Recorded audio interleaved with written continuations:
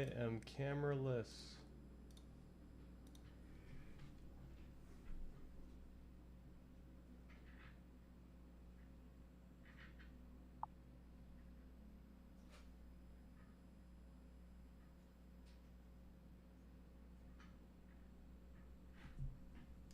All right, I think I could get this going mid start here.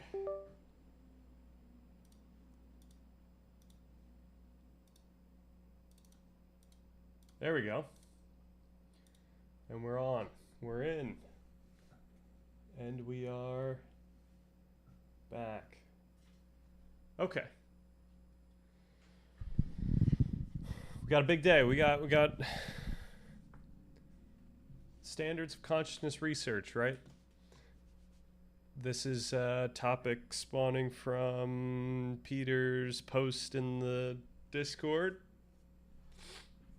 So I think we're gonna check it out. But beforehand, going over what we were working on Monday, because I said I was gonna do that. Oh, and then if we have enough time, we go into pattern separation. I gotta learn what pattern separation is.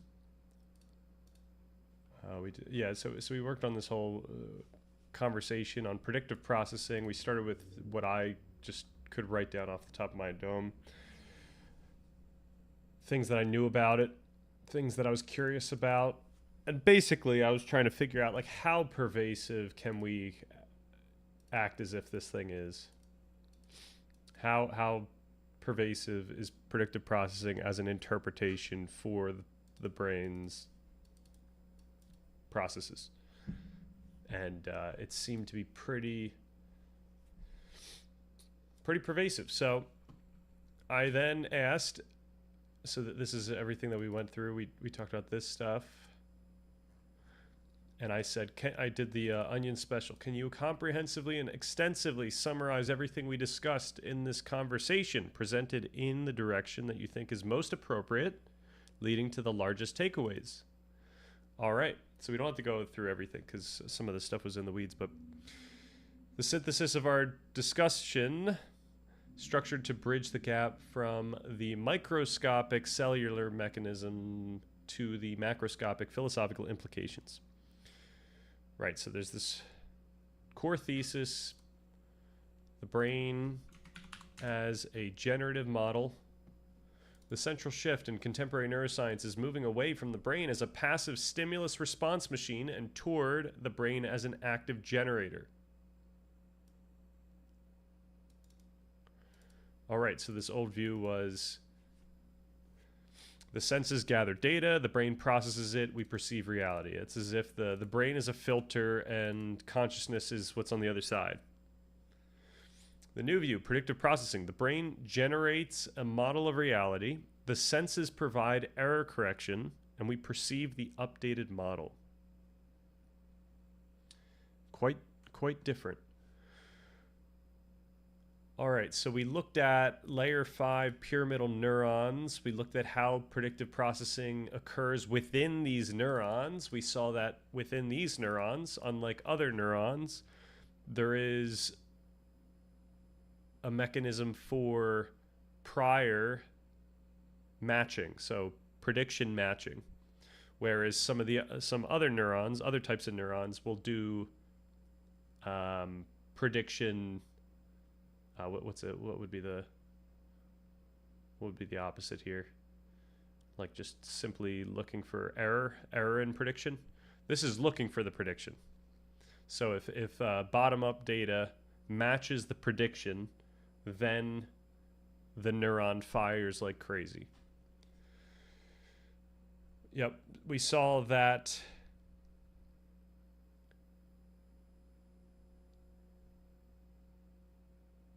There's two information streams for these pyramidal neurons. We've got the closer to the soma, the basal dendrites receive bottom-up sensory data.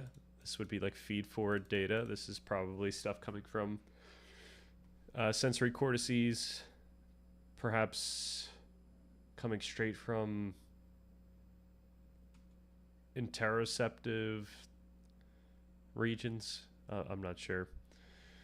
And then we've got context coming in from like the ends of our cortex here. So this is going to be the end of the dendrite. The dendrites receiving top-down predictions from higher cortical areas. All right, we talked about that mechanism, the handshake mechanism. We don't have to go through that. Specificity without routing. Right, the soma does not know where to send the signal. It broadcasts the back propagation everywhere. So that's the handshake method that we were talking about. And then specificity is achieved only when the dendritic branches that were primed by prediction allow the signal to enter and trigger the calcium spike. So this is the matching mechanism that I just mentioned. Okay, so the system logic, we got matches, errors, and consciousness. How does this cellular mechanism create the mind? All right, the dendritic integration theory of consciousness. So anesthetics like propofol specifically block the coupling between the apical tuft and the soma. So this is where prediction's coming in and where the really it would be like where the bottom-up data would trigger that back propagation. So it's triggering action potentials. Those action potentials cause signal to go backwards, and if you decouple those, consciousness vanishes. The brain still receives sensory data, single spikes, but it cannot integrate it with context, no bursts.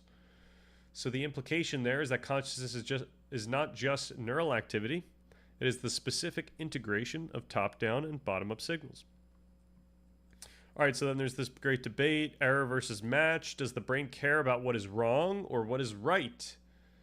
So there's view A, prediction error. The cortex is an error minimization machine. Activity represents surprisal, what we didn't expect. Silence represents perfect prediction. And then the view B, Larkham and match. The cortex broadcasts matches. High frequency bursts represent confirmed predictions. And we saw that both are probably involved with actually we know that both are involved in different types of neurons in the brain. So the brain likely uses a canonical microcircuit. So layer 5, which we just talked about, calculates agreement and sends it down. And layers 2, 3 calculate error and send it up. So I do want to know like what's going on with layer 1 and layer 4. But we'll see. Yo, Darmadon, what's good? How are we, gang? No drama today, please. I can't take it. Yeah, no drama, no drama. It depends who shows up. Nearly done the reading I need to get through. I'll be back soon. Awesome. Yeah, no, enjoy the rest of the reading.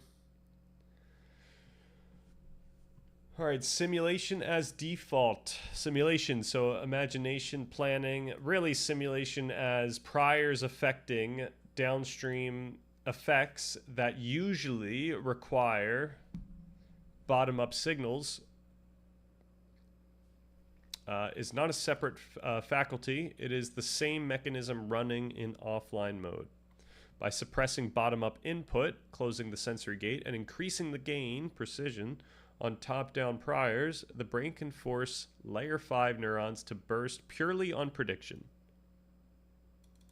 All right. Now, that we need to figure out the mechanism behind the layer 2, 3 error calculations. That's really the next place this has to go. And perhaps I can actually start that, but we don't have to do that today. Okay, 2 things. Can you help me understand the mechanism behind the layers 2, 3 neurons? How does it calculate error? Is it in any way similar to the mechanism within L5 neurons, pyramidal neurons? All right, then the second question would be What are layers 1 and 4? Why are they not included here? Okay, the philosophical implications, though. Controlled hallucination. The biological evidence forces us to accept unintuitive truths about our existence or experience. Ontological priority of the model. We do not see the world, we see our generative model. So this is saying the model has priority here in terms of ontology. When we talk about ontology, we're talking about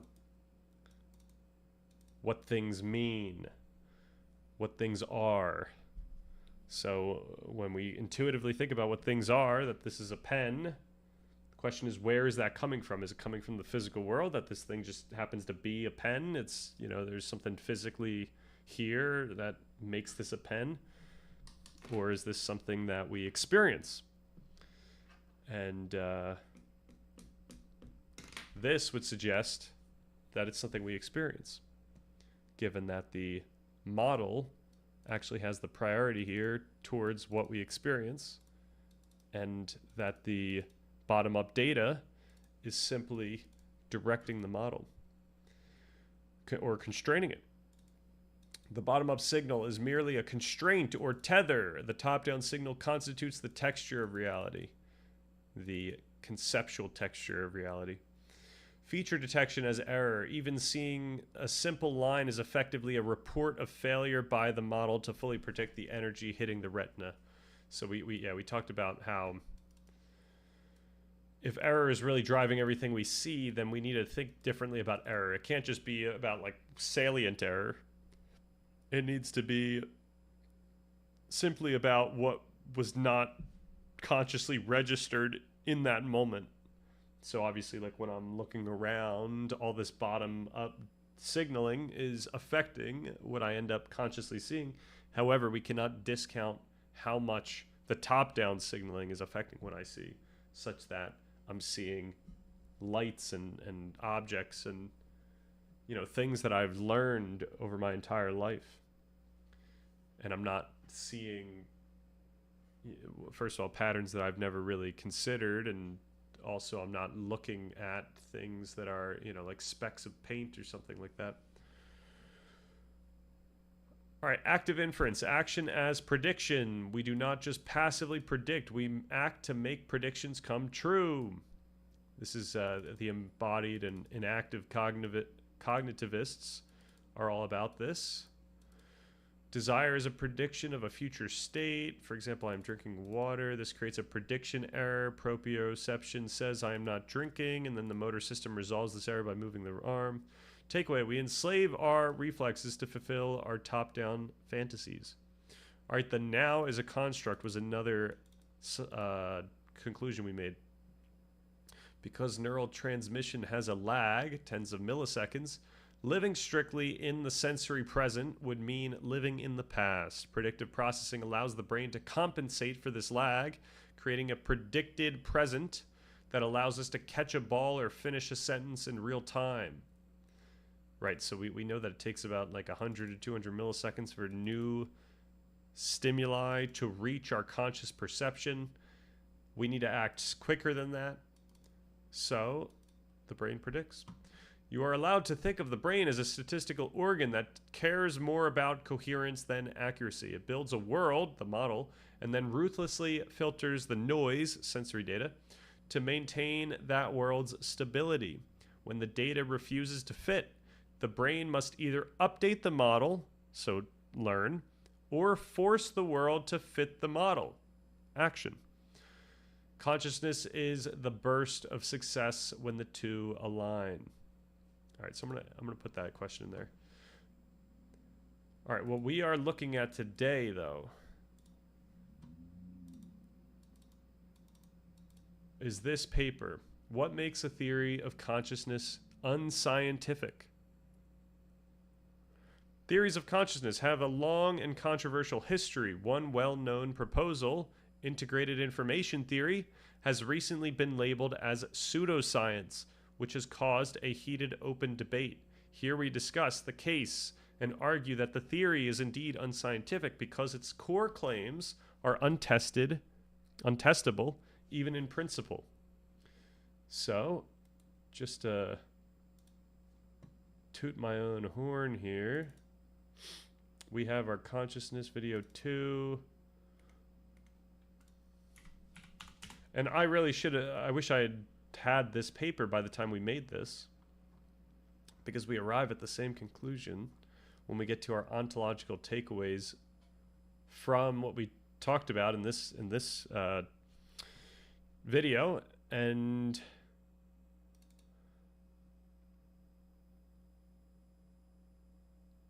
yeah, how far? Okay. How much do I want to do here? Phenomenology explore. What phenomenology explores is already a translated interpretive construct, a product of the very mechanisms it tries to describe. We can say that consciousness is the source of each individual's unique ontology, the source of all meaning for them. However, we cannot say that anyone's unique experience directly pertains to some external absolute truth. We may share a similar biology, but each person's nature and nurture differs enough such that these experiences are different meaningfully. Similarly, our interpretation of consciousness today radically differs from humans from 5,000 years ago. The conceptualization of a hard problem of consciousness was afforded by a scientific culture capable of distinguishing mind from matter in the first place. So any conceptualization we have, even about consciousness itself, is fundamentally speculative and contingent. In the same way that we don't experience the physical world directly, as we just talked about, we don't experience consciousness directly. And, oh, yo, Onion Helmet, what's good? The conclusion to this paper is going to be anything I don't believe in is pseudoscience. True.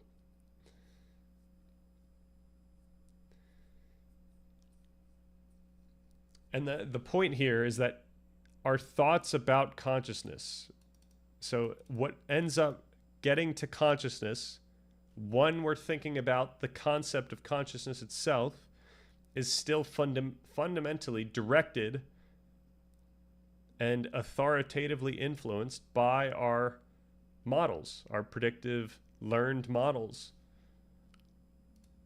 about what we expect to feel and think. This means we cannot rely solely on intuitive, self-evident features of experience as metaphysical bedrock, even if they feel logical. In other words, we cannot use the intuitive content of an experience as evidence for that content's truth, regardless of whether that thought feels self-evident, such as the universe feels conscious or my mind feels separate from my body. This reveals a primary point of divergence from many non-physicalist views. Frameworks like integrated information theory and analytic idealism, for example, rely on the same epistemological starting point, the Cartesian idea that consciousness is the only thing we can be 100% certain of. They can then elevate this one subjective intuition to the status of a primary non-negotiable axiom that forms the metaphysical bedrock for their entire theory. Okay, so let's see where... Can we even get this? I think we can get this. I think I've... Yeah, I did find it earlier. I think it's just this one. Okay.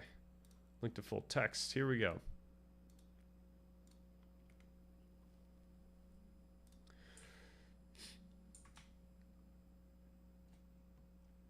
Theories of consciousness have a long and controversial history. One well-known proposal, integrated information theory, has recently been labeled as pseudoscience, which has caused a heated, open debate.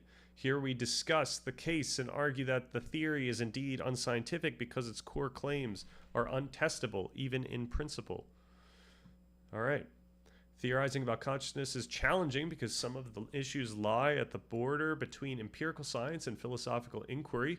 One recent example of this challenge is the controversial and yet highly publicized view known as the integrated information theory of consciousness. By the way, this paper's not that long. It's like 3 pages. So I don't think it's going to take too long for us to go through.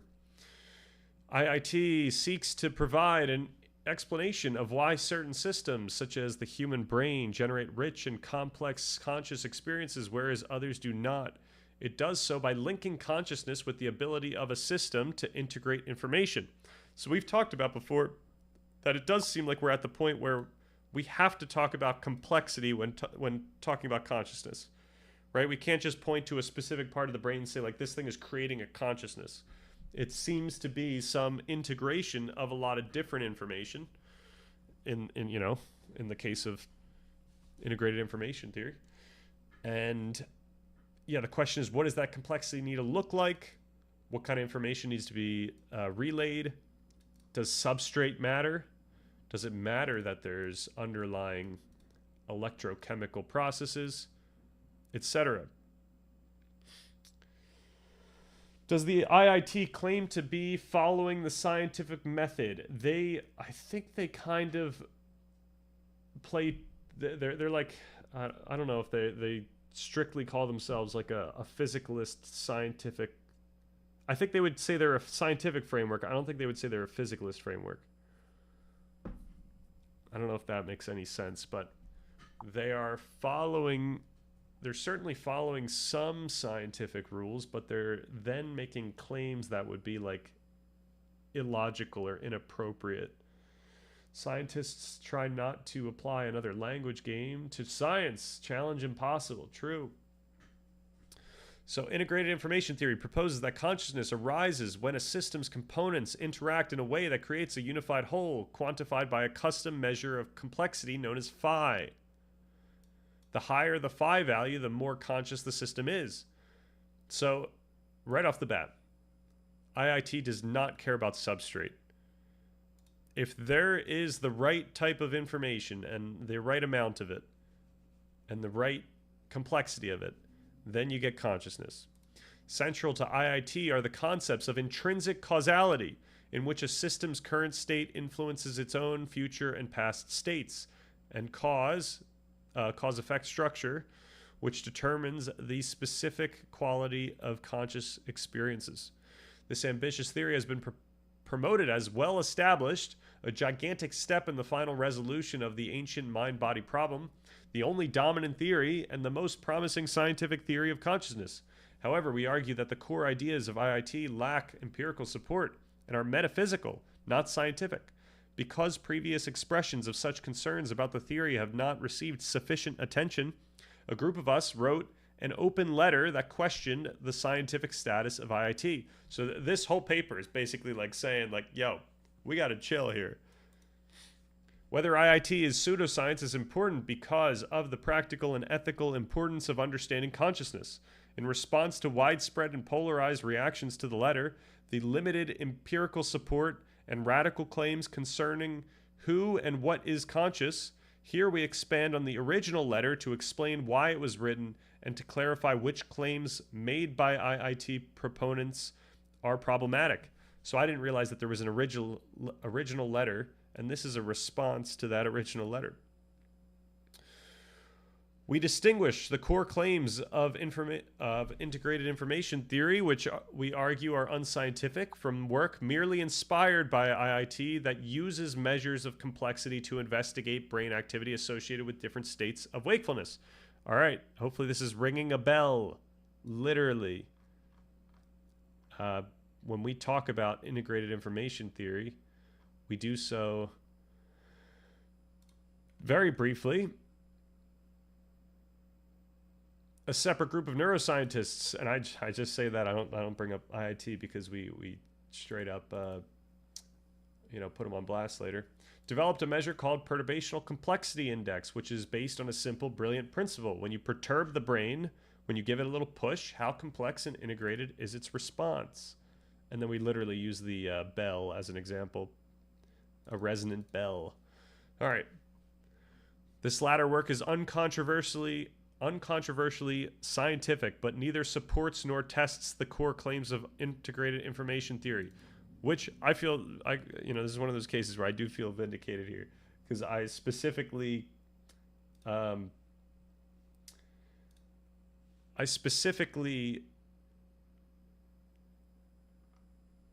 determined whether or not we should include integrated information theory here.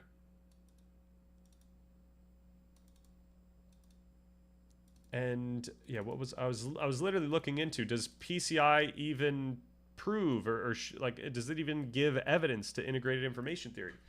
But the thing about integrated information theory, and we'll get to this in a bit. All right, let me read this. This reads like theologians write letter to scientists claiming he is wrong about supernatural phenomena so far. Let's see where this goes. Yep, fair enough. It all comes down to the reasons given. Yeah, the thing that I noticed was that integrated information theory talks about phi as if it's like some sort of snapshot of time in some sense. Like it's about the capacity for a system to have such integration, right? Can this information integrate in such a way right now? And PCI measures a system over time.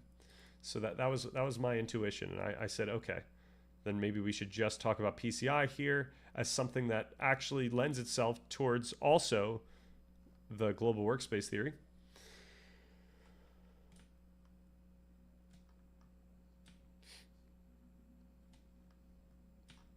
Okay, scientific theories of consciousness should be testable, says the paper.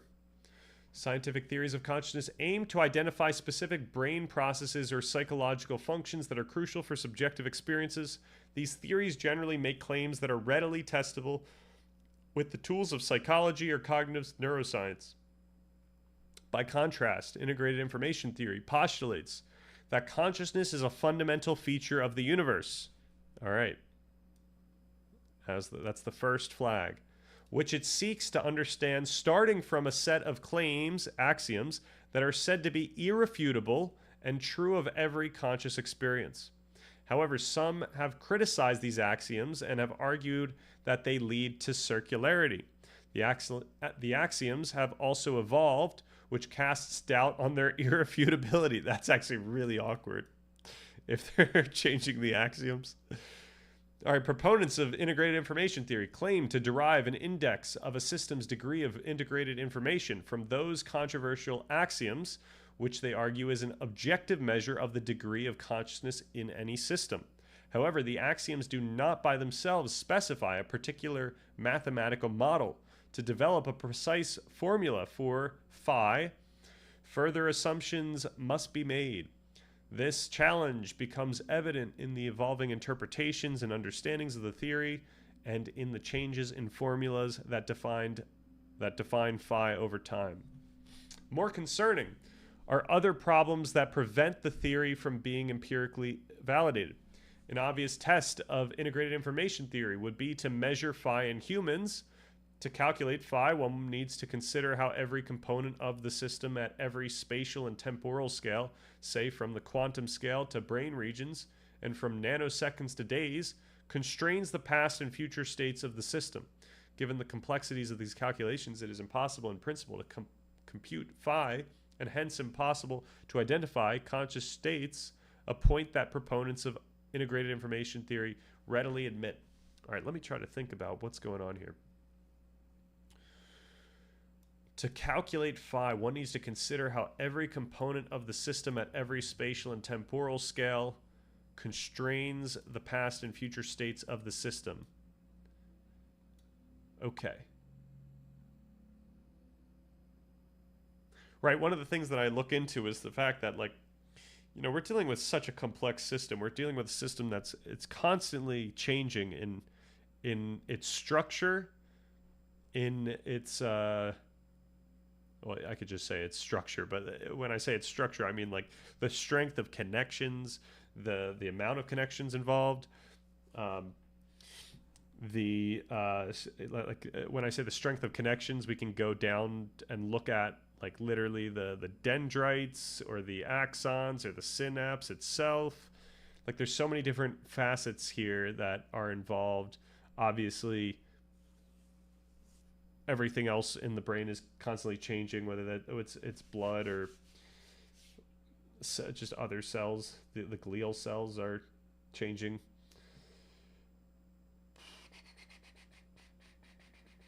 What are we reading? What's good, Onion? We are reading A, What was this thing called? What makes a theory of consciousness unscientific? They're putting on blast integrated information theory. IIT critique. Yep.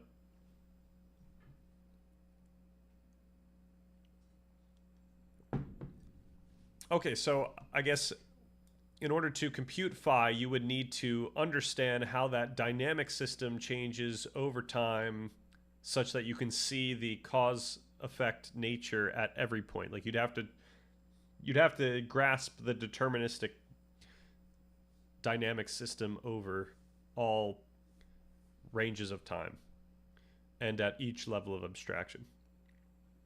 Currently, phi can only be precisely calculated in idealized systems with a few units, such as limited grids of logic gates. Simple artificial systems such as these are conscious according to integrated information theory, even when the relevant nodes are all inactive. Wow. So yeah, that's another thing. Like,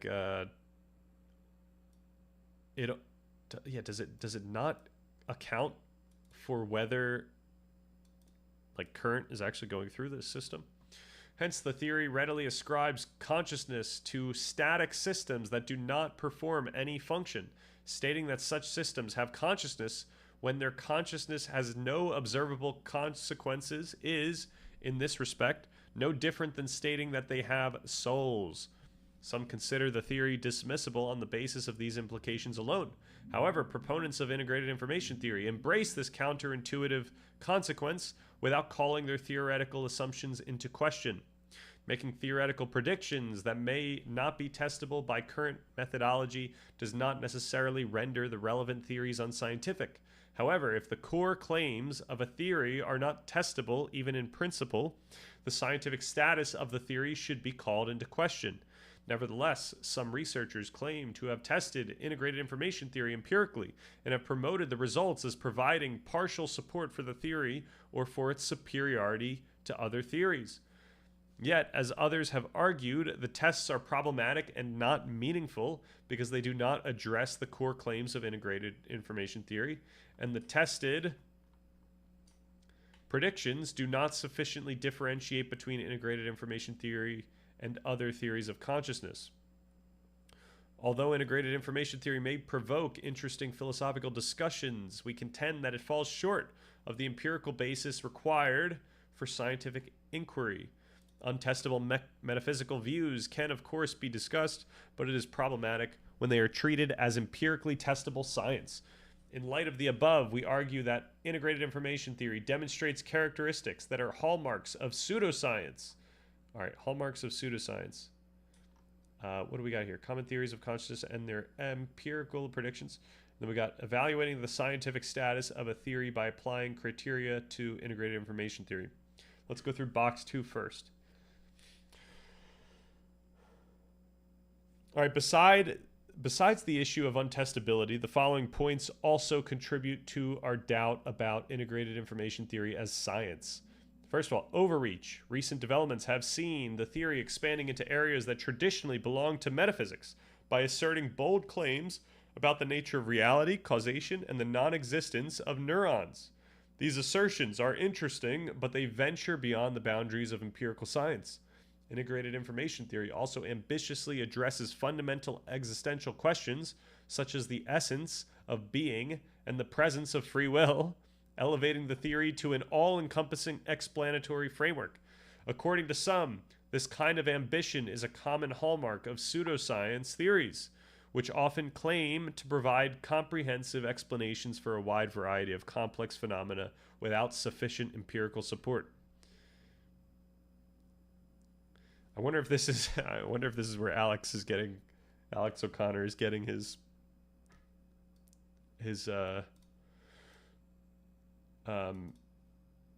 speculations, like through a framework like this. I mean, granted, when we were watching that video, we had to finish that video where he was talking with that other guy, who I need to remember his name. The way he described his speculations, I thought was pretty elegant and well said. All right, did I hear non-existence of neurons? Yes, you did. Broad scope. Well, it's like non-existent in the same way that like the analytic idealists would say that they're non-existent. Broad scopes is quite a distance parallel to draw. Distant parallel to draw. Yep. All right, incompatibility with physics. Doubts have been raised regarding integrated information theory's compatibility with current physics, a possible concern for any neurobiological theory. The theory's proponents acknowledge these compatibility issues, yet integrated information theory continues to be promoted as a promising or well-established scientific theory. Then there's also misrepresentation and promotion. Despite its lack of scientific support, integrated information theory is often presented to the public as a direct competitor to other scientific theories of consciousness. This misrepresentation is amplified by media coverage and public endorsements, which may mislead the general public about the theory's empirical validity.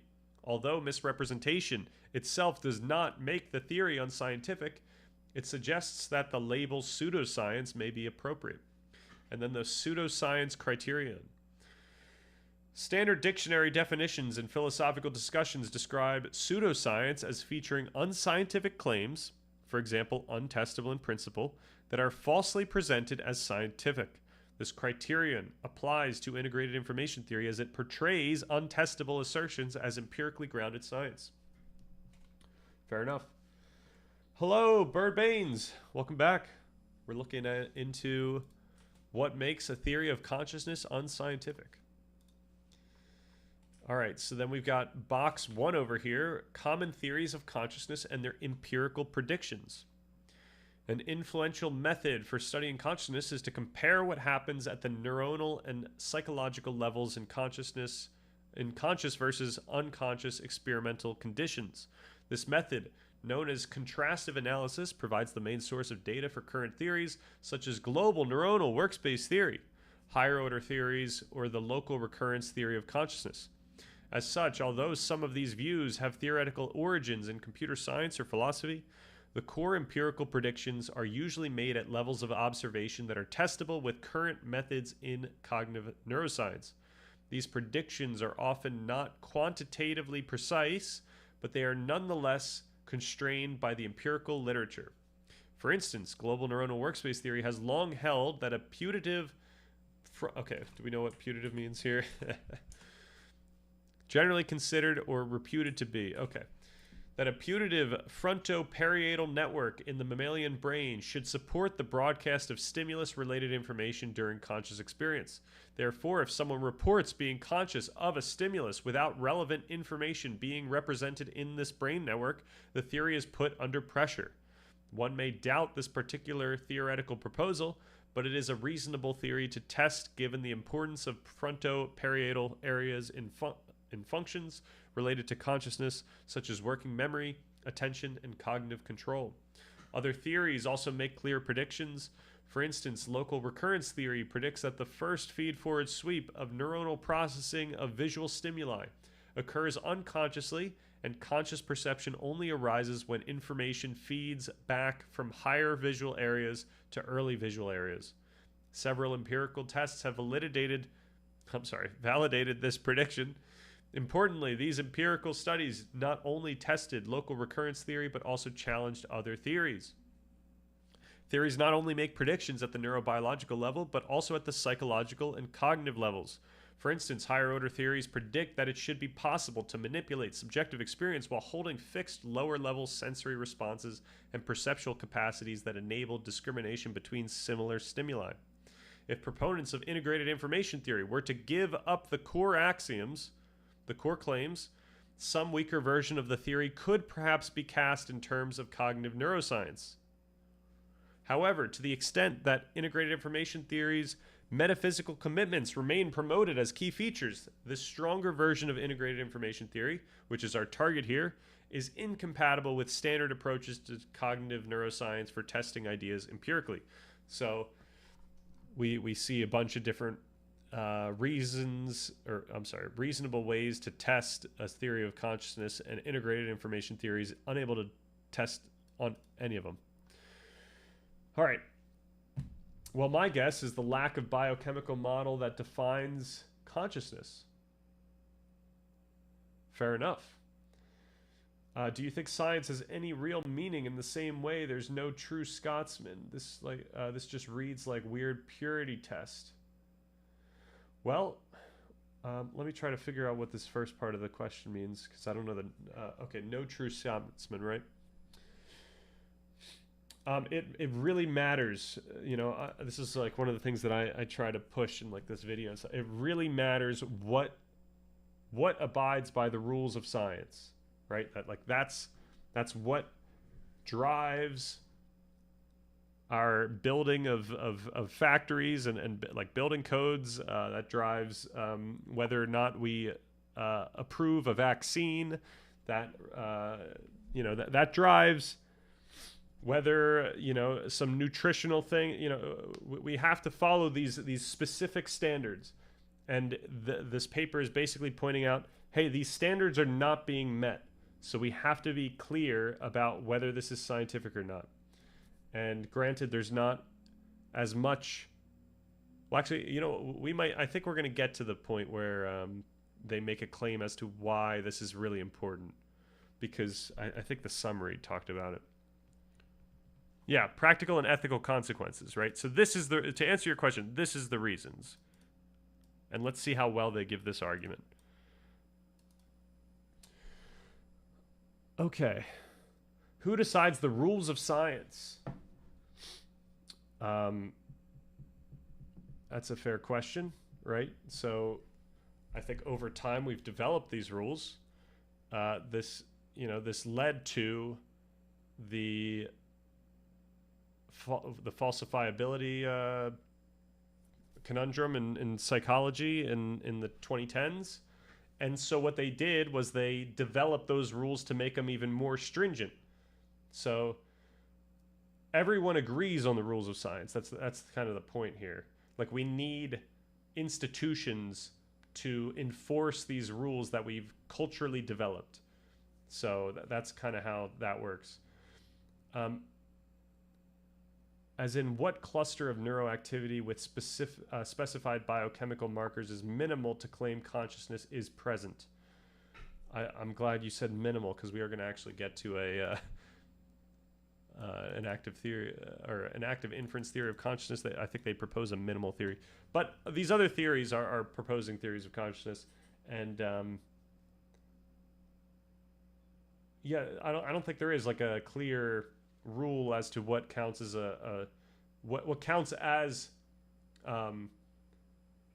a valid theory of consciousness, except for what doesn't count. So as long as you don't hit the what doesn't count, you count. So I think what we just mentioned here is like in this one is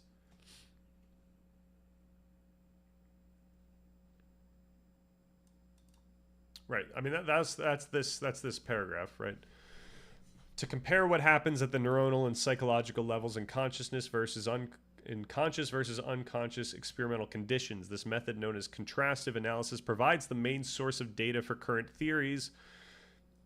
As such, although some of these views have theoretical origins in computer science or philosophy, the core empirical predictions are usually made at levels of observation that are testable with current methods in cognitive neuroscience. So, yeah, you need to have some sort of predictability,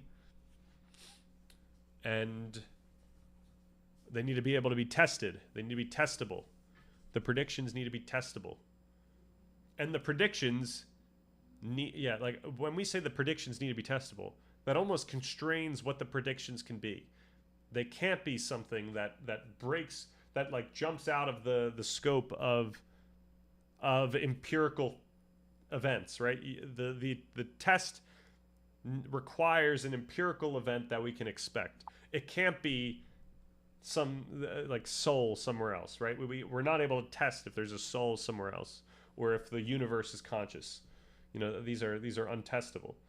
That's not to say that they're wrong, right? That's the whole thing I keep trying to say. It's not about whether, like, we're not finding out what's right here. We're finding out what we're most allowed to say is plausible. All right.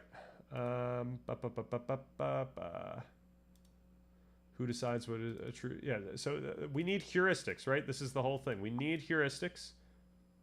People are like, it's not clear who says what consciousness is. That's why they felt that it was necessary to make a paper to try to convince other people that, hey, these people aren't following the rules, therefore we should be careful about how we talk about that theory and its implications.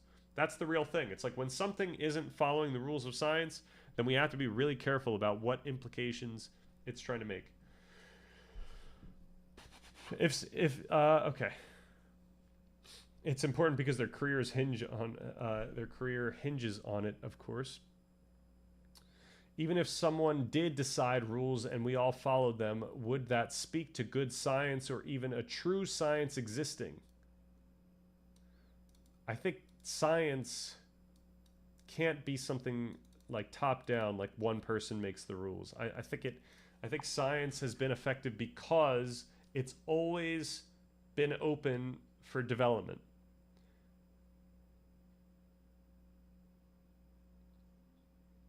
And science is it's a practice. It's science doesn't necessarily lead us to the truth, right? Science leads us to what we are allowed to believe in most.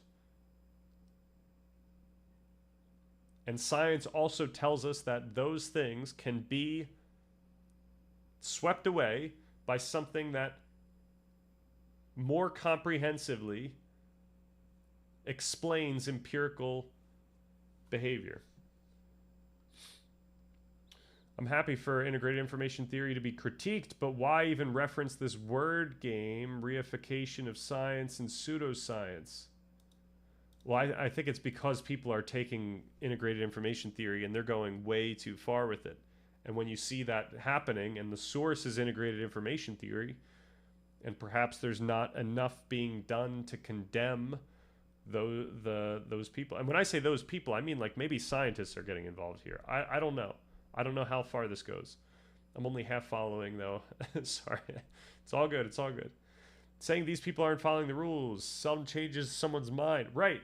But in the scientific community, I think we're dealing with different people than usual when you know, in this case. Like, I think this can change people's minds. This can be significant in the field. I think that's the point. These things, and it's just because there's a chance that no one is convinced, that doesn't mean you shouldn't still do it if you think it's right. And you might say, why do they think it's right? That's what we're getting to. So everyone hold your horse. Okay. But has the can been kicked to the collective conscious? What does that mean? I'm sorry. Has the can been kicked to the collective conscious? They aren't wrong in being cautious. My apologies. I don't know has the can been kicked to. Are you saying has that been already thrown away?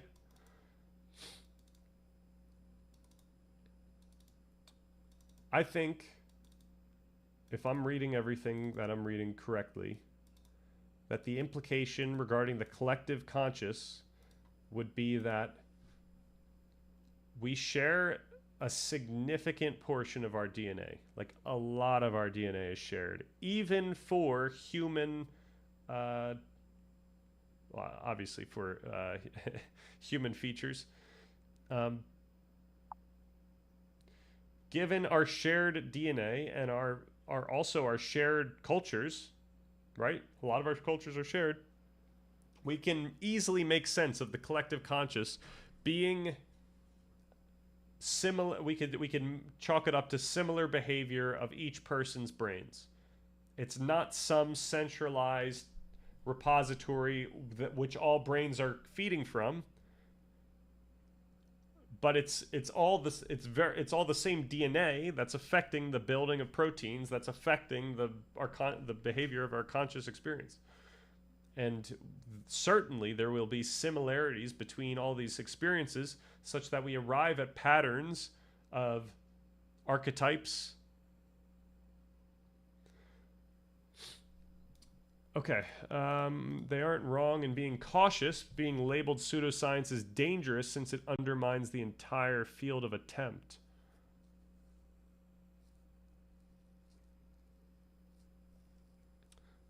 Okay. Yeah. Are we saying that the people who wrote this are not being cautious, or that they're being cautious because pseudoscience is a huge deal in general? All right. Are we really dealing with different people? We are. Oh, I mean, it depends what we mean by different people. If I understand the point you made, you said like one person shouldn't decide, but the collective can decide. Oh, okay. I thought you were talking about something else. I'm sorry. I just went into a whole different thing. If I understand the point you made, you said like one person shouldn't decide, but the collective can decide.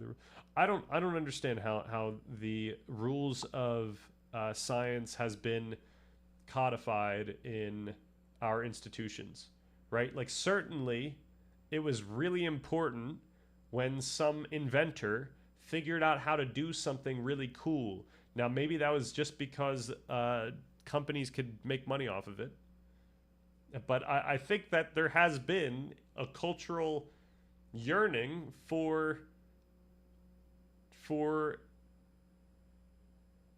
knowledge furtherment, you know, such that it became a topic of interest, a goal of interest, to make explicit rules that would constitute what people should be paying attention to regarding the furtherment of knowledge. I really don't know. I don't know how like how we've arrived at these. You know, we've got textbooks. Who decides what goes in the textbooks, right? I don't know. I really don't. I don't know all these rules, but we've got clear rules of science. You know that they have been institutional, incorporated into the institutions. You know, falsifiability is a huge deal. We talk about all these things. Peer review is a huge deal. Meta-analysis is a huge deal. In the document, we point out why these are a huge deal, right? Like they make sense regardless of just someone told us they're a huge deal. Like the point is we're aggregating anecdotal observations into much more reliable predictive models. It's more about who can make the testable regimen more robust, eliminating loopholes for their argument. Ooh, let me try to parse this. The testable regimen more robust, eliminating loopholes for their argument.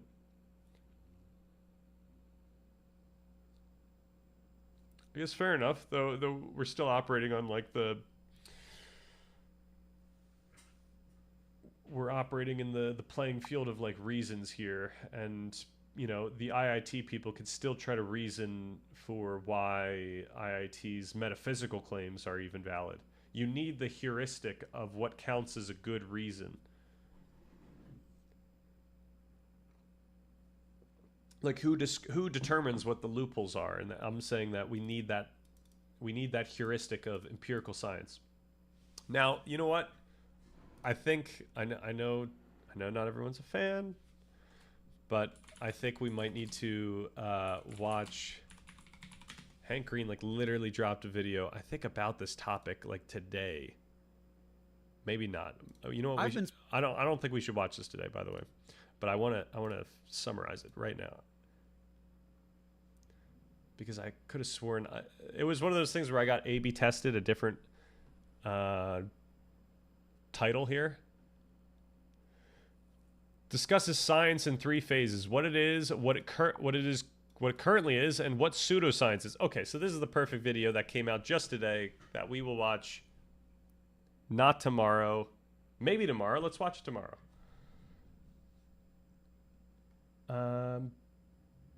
Okay. To me, I just see people hypothesizing and experimenting and theorizing and approximating the truth and what it and that is it. Rules of science, what are they? Who decides them? Who is in complete agreement about what they are? To me, this just falls apart. I disagree. I think that the rules of science are pretty clear. I think the science textbooks from from fifth grade pointed this out, explained what the scientific method is, explained why it's important. Um, I don't think I've read a textbook since then, but on the scientific theory. But I'm sure we could look it up. Like if you were to ask what are the rules of science into ChatGPT, into Gemini, you will get rules. And then if you were to ask how did that get, like how do institutions enforce them, then you'll get your answers. These aren't, no one's making these things up. You know, should I have an etc. in there? Humanity's best work was to watch the breath. I don't know. I think that the only, this might be a huge disagreement, but according to the standards of science, until we were able to measure using experiments the effects of meditation, we weren't in a position to say with certainty or with some level of high certainty that there was positive effects. That's because one person's experience is anecdotal, and it is prone to being personal. Like it's prone to being just useful for them, you know, perhaps. Like obviously you could take that and you could say, well, you know, I'm a human being, so chances are it works on other people. But that type of rule set doesn't help for every single type of situation. So the question is, how do we figure out what things that one person notices is good for them can we use for everyone? And this is the way that we increase the chances of finding tools for all humans to use. This is a huge deal. This is a huge deal. Standards of science is a huge deal. This is what this whole channel is riding on, you know.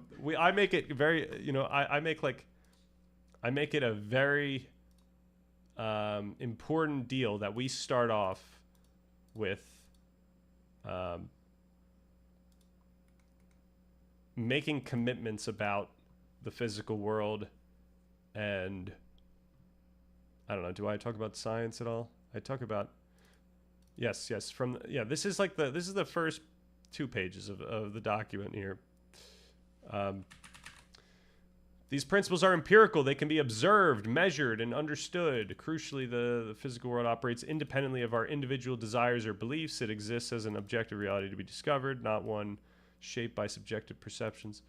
Yeah, I do need to make sure that I'm consistent with my language, given that this is the very beginning. But yeah, I start off by you know, just making everyone know that we're on the same page about science, and then obviously we look into what's the authority of the method is.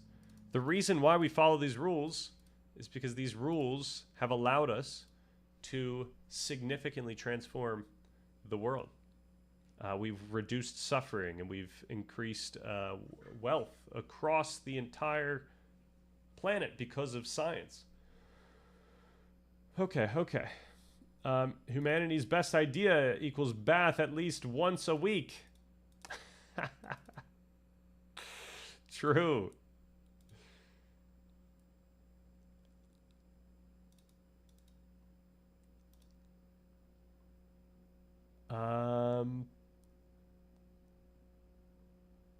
Close to being subject specific. Okay, but anyways, I bring that up to reference all the East basically as formidable with Western science. Yeah, this is where I disagree. I think that the East is phenomenal at finding things that work, right? But they're not phenomenal at knowing what works and what doesn't. That's where they you know, the West can eat them up. That's the thing. Like the West can eat the East up. The East can't eat the West up. So the West can say, "Hey, we're going to take all your ideas and we're going to test them all, and we're going to find out which ones work and by how much they work, and then we can institute them. Everyone can use them. We could all be great. But we're going to find out which ones don't work, you know, and we've got the tools to do that." that the eating corner might depend on materialism versus idealism. Well, once again, if we're talking about the usefulness of these tools, then it doesn't matter who's got ontological priority. It doesn't matter where the source of the idea of using the tool is. The tool is the tool, and obviously we can conceptualize that these tools are non-subjective, like they're something that's separate. Okay, that's my opinion. No need to rub up against each other here. We both understand each other's. Yep, fair enough. This will be my soft spot, or not? Would it be the soft spot? This will be my trigger. If anyone starts going after science, when we don't have science, we lose it all. We're done. We're out of luck. We don't have anything, driving us in any direction. Then we are. Yeah. I feel like that paper isn't very useful. It reads like an excommunication from the Catholic Church about something totally unrelated to theology, a bit of bureaucracy. Yeah, so I am really out of my element in terms of what papers should be and what papers function as and where they go and what implication did this paper have. I have zero clue. We could ask Gemini, and it'll tell us. We could ask all these questions honestly.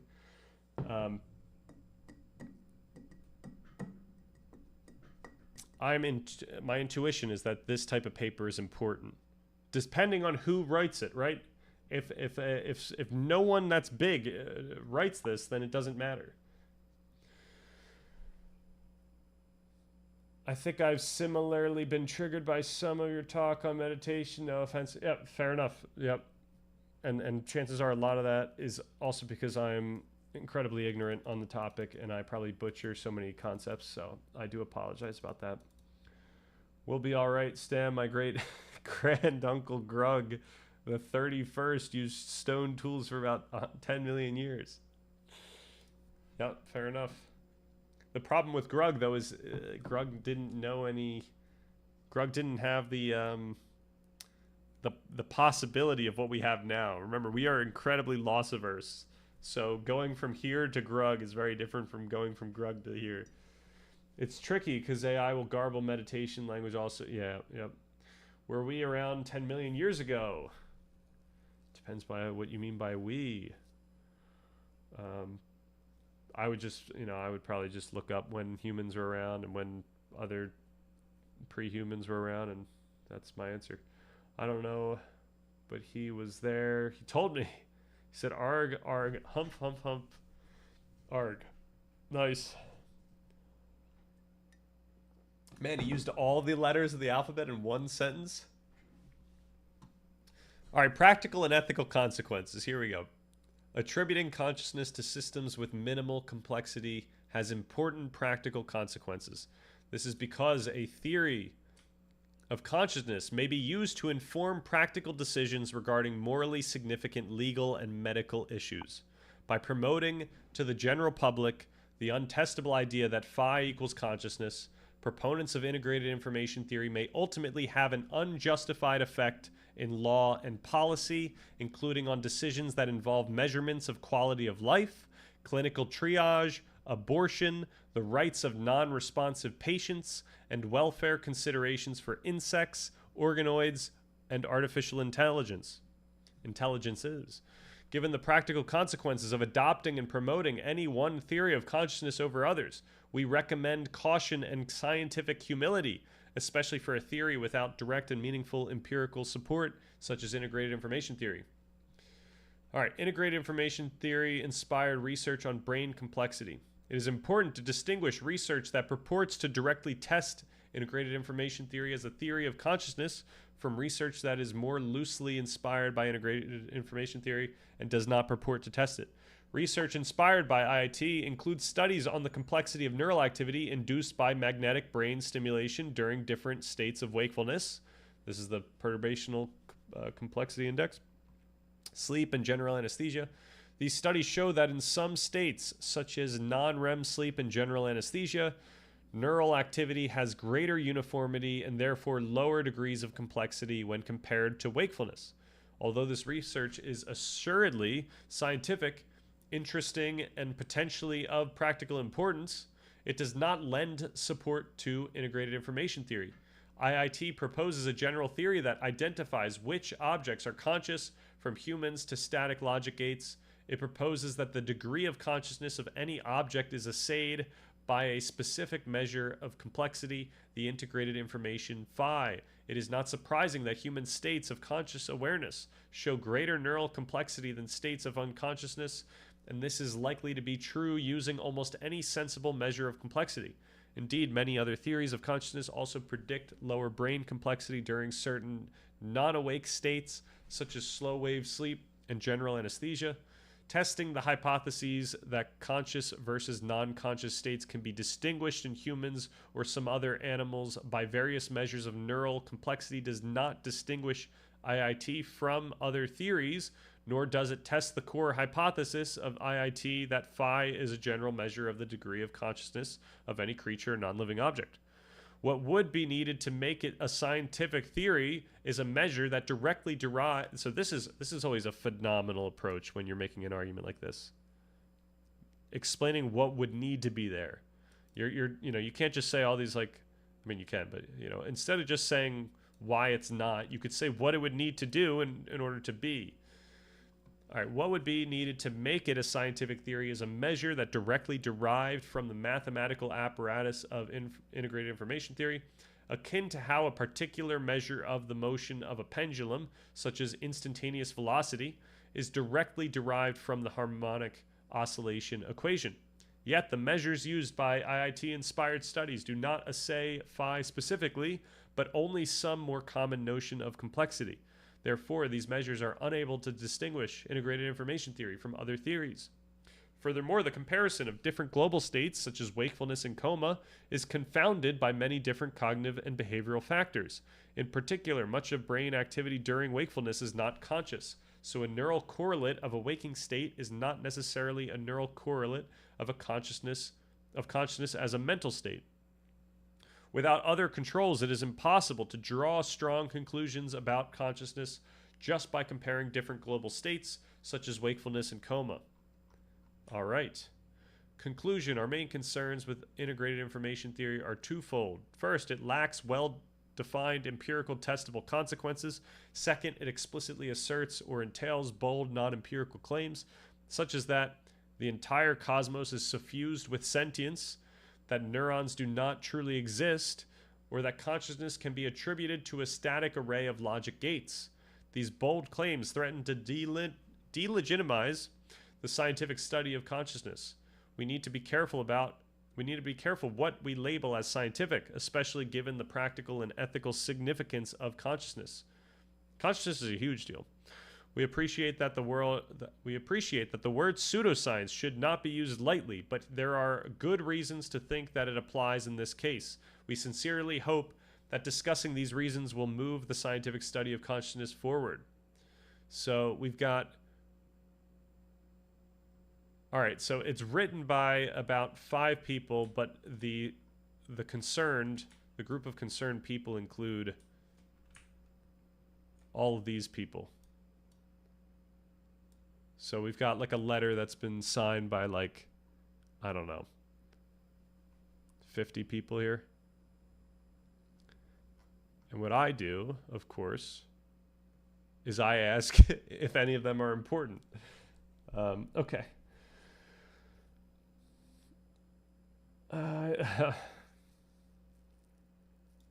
Grug was ahead of his time. I would imagine prehistoric communication to be a series of grunts with different tonal depths. True, there might be a lot more information in intonation. I mean, chances are, not significantly more than we currently use, but maybe there is. Maybe actually, yeah, maybe so. Maybe we've offloaded information from intonation to words because it's just more effective at reducing ambiguity. Hence the capital letters in different lengths. Yes, IIT was just integrated information theory just wasn't stunting, bruh. This stuff mad wrong. I'm saying, bro, ain't got no scientific finesse. Now I'm saying, if you believe this, you finished, bruh. No cap. Very well said. Are there fMRI measurements of people with locked-in syndrome to differentiate them from purely comatose? Consciousness in this case seems to be lacking any measurable definition. I don't know. They probably do. I'm not sure if fMRI is the only measure that they would have to use, or if there's another one. I'm not sure. I don't. We could go down any of these routes in Gemini, but I think I'm going to hold off because we still have my my conversation that spawned from this topic, which is where I kind of want to go here. I would guess though, yes. I would guess that there's a way to determine, there's some neural correlate that determines whether someone's purely comatose versus someone with locked-in syndrome. Actually, there is. You know what? I literally just, didn't I say it? I mean, not that I actually said it in the stream, but like, did I say it in this PCI? It was PCI. Oh man.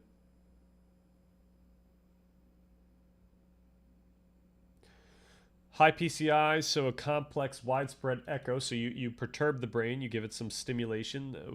The transcranial magnetic stimulation, and then you see the out. You know what happens afterwards. I'm pretty certain that when we were looking that up, you would see a significant difference after doing that for someone that was purely comatose versus someone that was just had that locked-in syndrome. Because I asked about that. Remember we were talking about who said that who was it?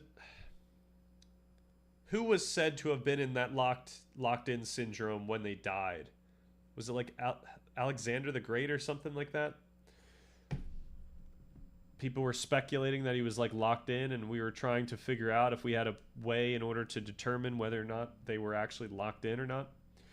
And I think PCI is it. So yeah, I think we do have a mechanism to do that. And I don't know if it would be, I think it was Alexander. I don't know if you can get that with fMRI.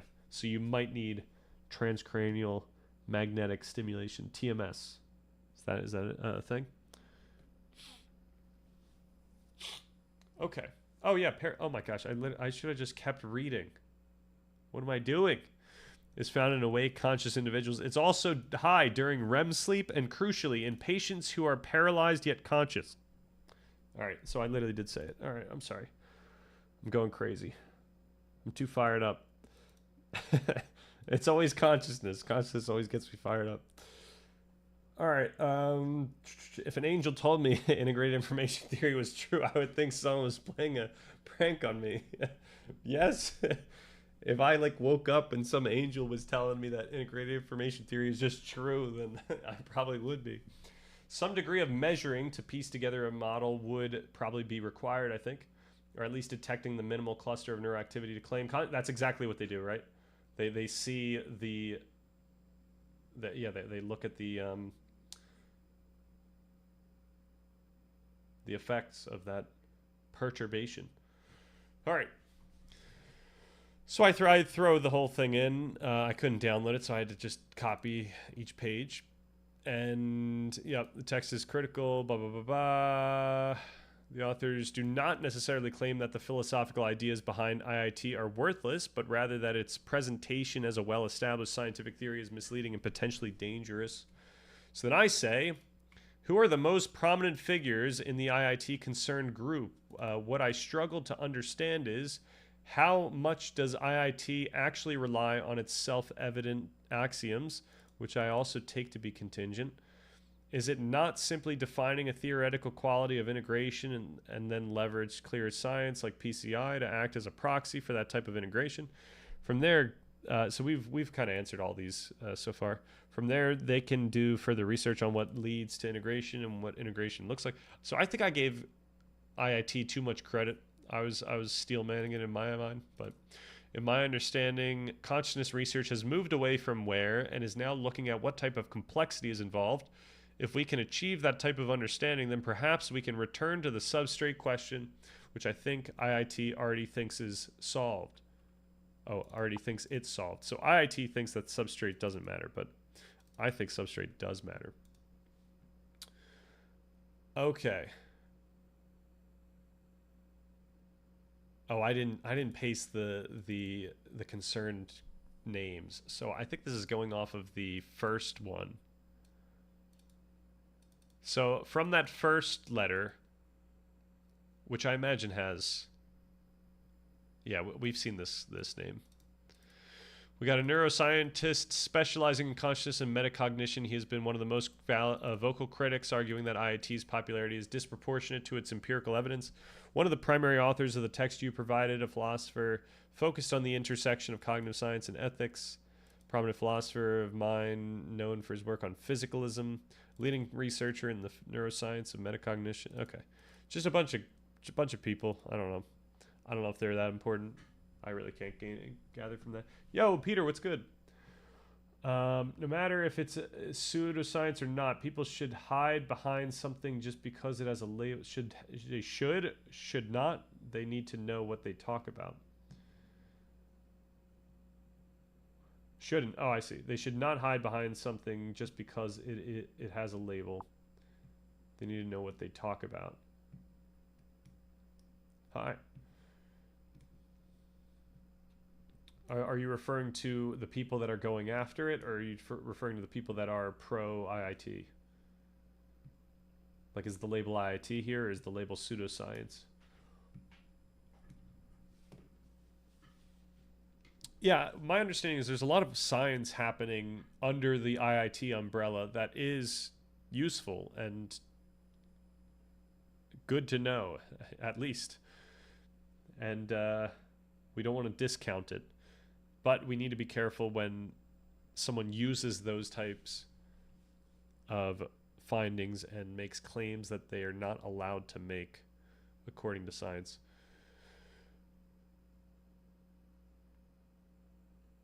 Okay, the axioms are non-negotiable. Right, we talked about the perturbational complexity index. PCI is incredibly effective at distinguishing between conscious and vegetative states. Critics argue that PCI is not a measurement of phi. It is a measurement of general neural complexity. Many other theories, like global neuronal workspace, also predict that a conscious brain will be more complex and integrated. That's why we used it in this video. The shift from where to how. You are correct that the field has largely moved from localization, where is the conscious spot, to functional complexity. What kind of processing is involved? Integrated information theory is a leader in this shift, but the concerned group argues it goes too far by decoupling the how from function. In most complexity theories, the complexity matters because it does something. For example, it allows the organism to plan, report, or react. In integrated information theory, the complexity, as defined by phi, is consciousness itself, even if the system is doing absolutely nothing and has no input or output. Sounds a little sus to me. You mentioned that we might return to the substrate question once we understand the complexity. Integrated information theory believes it has already solved this via substrate independence. According to the theory, it doesn't matter if the system is made of neurons, silicon, or light bulbs. If the causal structure yields a high phi, it is conscious. The critics' pushback is that by solving the substrate question via untestable axioms rather than empirical observation, integrated information theory. So first of all, just this type of conclusion is already too inappropriate from integrated information theory. They do not have the scientific backing to make this claim. All right. Integrated information theory has moved into the realm of panpsychism, the idea that mind is a fundamental feature of all matter. They argue that until we have a way to test for consciousness in non-human substrates, claiming we have solved it is scientifically premature. Okay. All right, what's going on here? Look what Friston said about integrated information theory. Do you know? I'm only because I'm just trying not to jump around. We're actually going to get to Friston in a second here, but I don't think he's talking about integrated information theory in that. I think it's lacking foundation still. They haven't even agreed upon what minimal cluster of neuroactivity determines consciousness, much less claim it ties to integrated information theory. Right, yeah, we're still at a loss, I think. But the point is that we need to be clear about the uncertainty here. We can't just say that we know in any direction. So then I say, one of the things that I thought was odd with integrated information theory is that it talked about capacity of consciousness as if it was a static, snapshot-like measure, and then they leverage a tool. So I might have just been wrong about whether they leverage this, but I think they kind of leverage this. PCI that measures integration over time. It seems clear, especially using global neuronal workspace theory, that consciousness, at least what we intuit as consciousness, arises over time. Furthermore, the substrate argument is difficult to make because we don't even understand how complex neural dynamics are yet. We're still learning new things about neural dynamics. We keep learning We keep learning new things about this composite analog system. For example, how predictive processing occurs within different types of neurons, how involved glial cells are in the process, etc. We have an increasingly developing picture of neural connections that strengthen at different points and in different ways, are modulated by chemicals coming from the blood and or other neurons, and are being built via mRNA with sophisticated epigenetic behaviors. The point being, information doesn't take a singular form unless, of course, we revert back to substrate, which leads us to subatomic particles or energy or whatever, as the chemical reactions within the brain are quite diverse. All right. You've hit on the two most significant cracks in the integrated information foundation, the temporal scale problem and the grain of description problem. Your assessment that consciousness is a dynamic process rather than a static capacity is one of the primary reasons many neuroscientists find IIT's mathematical snapshot approach physically unrealistic.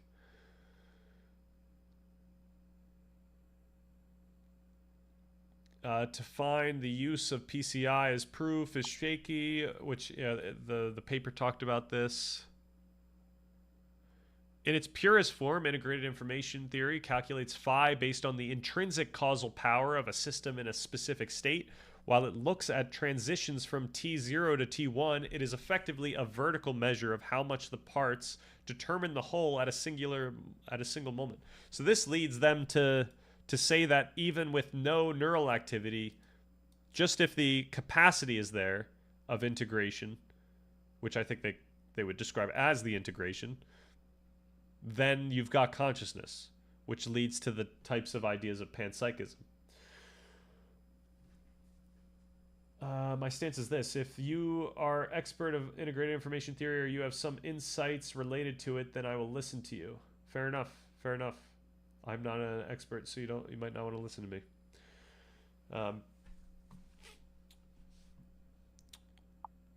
PCI measures a horizontal wave of activity. It pings the brain and watches a signal propagate over hundreds of milliseconds. As noted, global neuronal workspace theory and other process-based theories argue that consciousness is an event, a global ignition that takes time to unfold, roughly 200 to 500 milliseconds. If consciousness is a broadcast, it cannot exist in a static snapshot. All right, integrated information theory proponents argue that phi is the capacity for experience, while the specific shape of integrated information is the experience itself.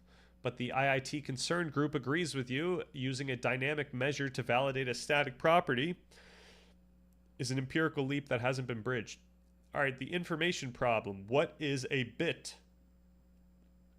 Your point about the diversity of information in the brain is a sophisticated critique of information functionalism. IIT treats information as a mathematical abstraction, nodes and edges in a causal graph. However, as you point out, the information in a brain is a messy, multi-layered chemical and biological reality.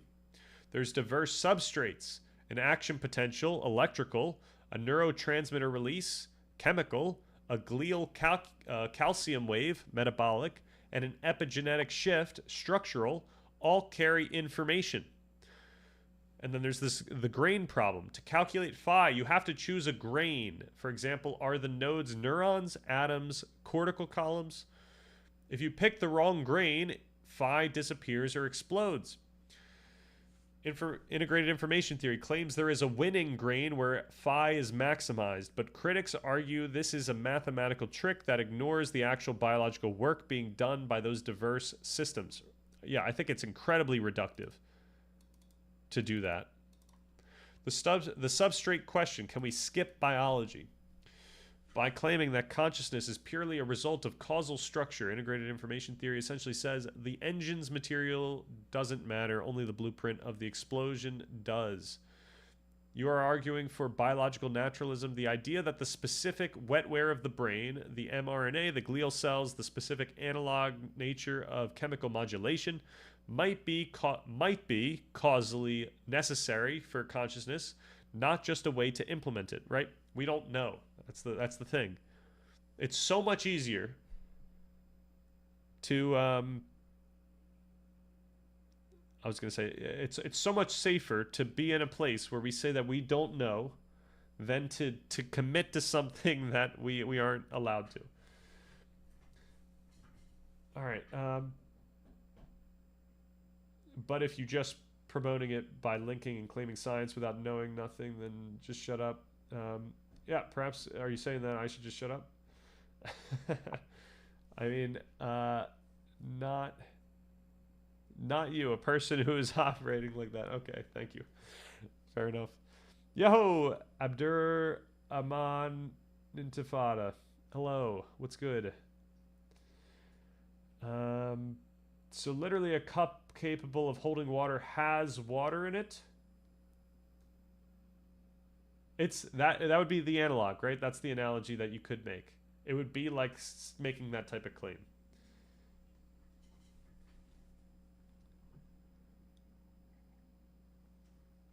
Granted, it sounds silly when we're talking about cups. I'm sure that there's a reason why it's not as silly when we're talking about brains, but I find it similarly silly. Okay. So, yeah, IIT says that if you could build a silicon chip that perfectly mimicked the causal interactions of your neurons, it would be exactly as conscious as you are, which I think is ridiculous.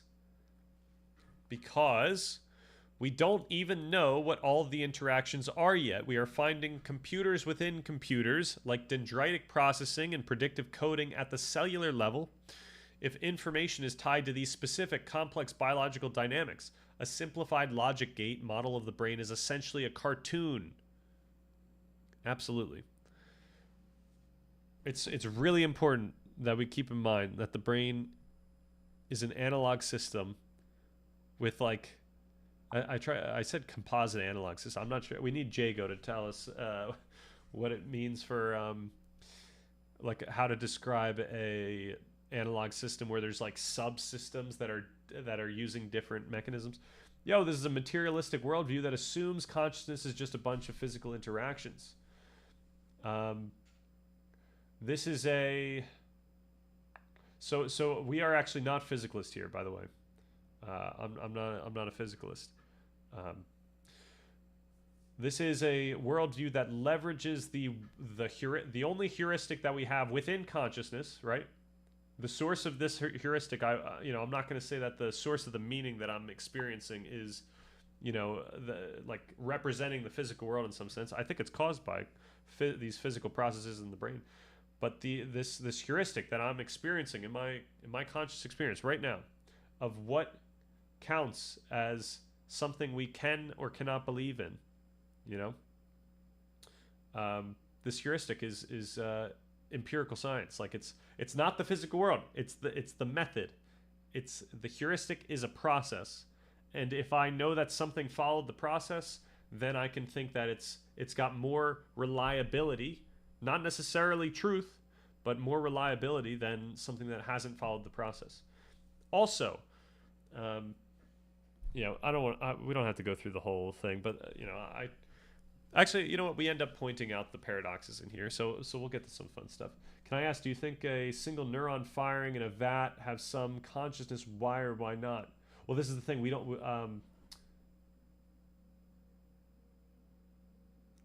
We literally get, this is the atom of conscious experience. How does this neural activity result in our intuitive subjective experience? If we want to understand how neural activity gives rise to subjective experience, we need to first understand what this activity actually is. What, if anything, could count as the atom of consciousness? And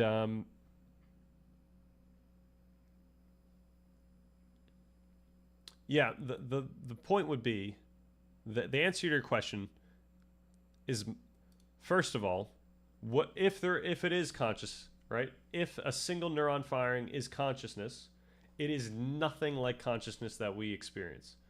Like we know this very, like, I guess this is a very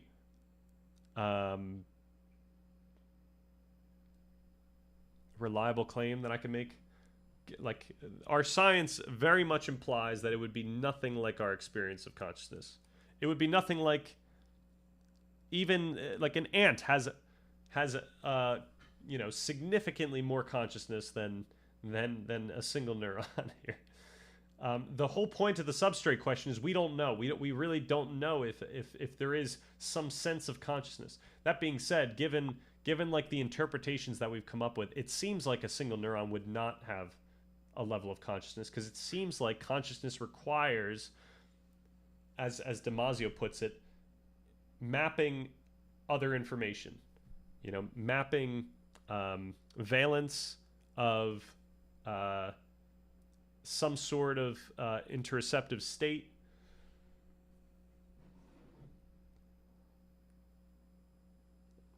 A single neuron does not get that. So I don't think it would be appropriate to call a single neuron's firing consciousness. And I think we have the requisite reasons to make that case strongly.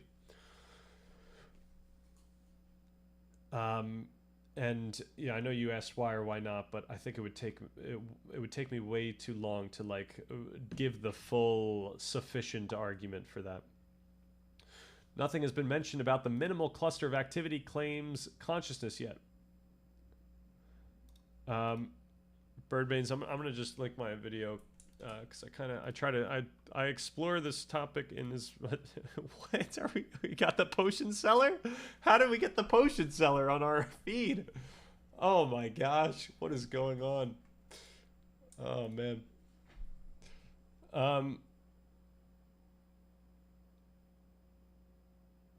This guy? Yeah, this is the guy. I'm pretty stoked about this video. I think we went out consciousness from a bunch of different angles. I know I say physicalism in this thing, but I'm really not that. I'm not a physicalist because of the ontological takeaways I make in this thing. So it's more tricky than physicalism. It's definitely like we're not allowed to abide by physicalism, because physicalism asserts that like the source of ontology is the physical world, which is not how we experience the world. I appreciate that. Thank you very much. But yeah, I do try going through all these topics in the only way that I think I could. Yeah, there hasn't been much since that we could touch upon, except for this type of view, as far as I know. I need to look up more about what people are talking about consciousness right now. But okay. Let me, I have to... Peter, my stance on IIT, it's probably wrong, but it is interesting. I believe we might gain something even if disproved, but if it is true, useful, then we for sure don't know it yet. Absolutely. Yep. That said, there's still concerns that we need to qualify how useful or validated it is right now, just so that we don't accidentally incorporate its conclusions into our law and I don't know, other ethical domains. That's kind of what the argument the paper made. Nothing has been mentioned. Okay. Yep.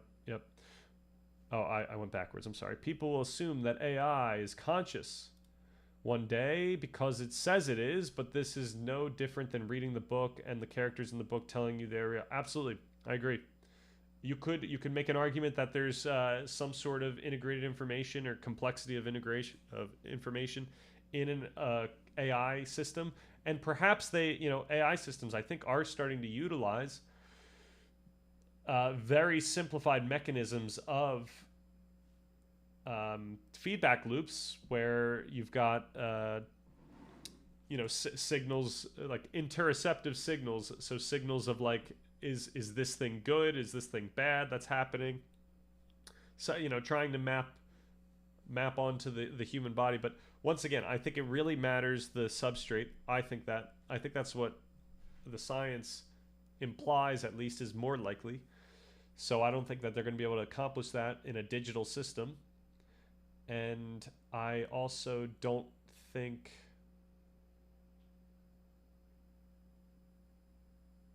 what else? Yeah, I think it needs to be quite complex. Yeah, like it can't just be simple checks. Like in a digital system, in software, you can easily just have something that checks if something's good or bad, and the good or bad can be represented by a single signed integer, really. All right, which kind of deems it shaky ground with weak foundations as of now, in my opinion. Yep. But is it an issue that then you could remove neurons, one from a brain, and then at some arbitrary point the light turns off? Well, okay. So this is the whole point of using. This is why for consciousness people look at the lesions. They look at lesions to help make sense of brain lesions here. This is why. So you see, like, okay, what can we take out of the brain? And they don't actually take these things out. But what can be damaged in the brain and consciousness still works? So we know that if certain things are damaged, then consciousness goes away completely. Now the question is, how much damage would require that? So it's probably going to be some continuous. It's not going to be all or nothing. Or it's not going to be like you get rid of that one neuron and it completely goes out. But so okay, the analogy that we can make is we can leverage Lisa Feldman Barrett from the book 7.5 Rules. No, 7.5. I'm getting Jordan Peterson pilled right now. 7.5 lessons about the brain, and she uses the analogy of the system of airports, right? So like, imagine like think about all the airports. There's a bunch of planes going from one to the other. However, we can't have every single airport have flights to every other single airport. Like that would be inefficient. So what we do is we have like these hub airports, and these hub airports can do those like long range flights. So if you're like close to one of those hubs, chances are you have to do a flight to the hub, and then you do a flight from the hub across the world or wherever you're going. And we can think about the brain in the same way. The way that the brain developed was to maximize this type of efficiency, seemingly so. That's how we're interpreting it. And so the question is, how much damage could you do to the hub airport until you lose the ability for people to fly everywhere? So you can start getting rid of terminals, right? You just start getting rid of terminals, right?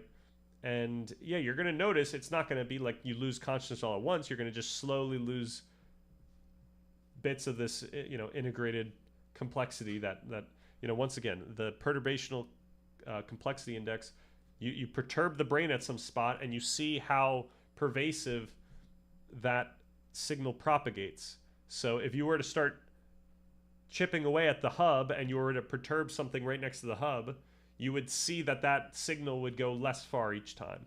And so the only thing we can assume right now is that just given our the science we've done with the PCI, what we would assume is that consciousness would like slowly go down. Like it would, chances are it's not linear. I don't know what it would actually be, but we would see some, continuous reduction of consciousness until zero consciousness is there.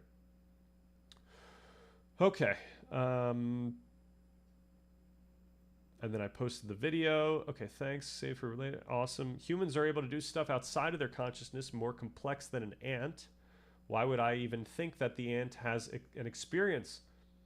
Well, because we can actually see the neural systems in the ant, and we can see that it follows the same principles that make up our brain.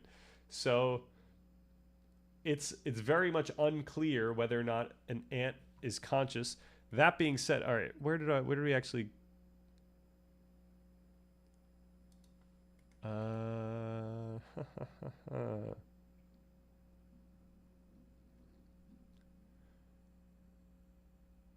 where do I make I make a specific claim about what it would be like for an ant to be conscious, I think.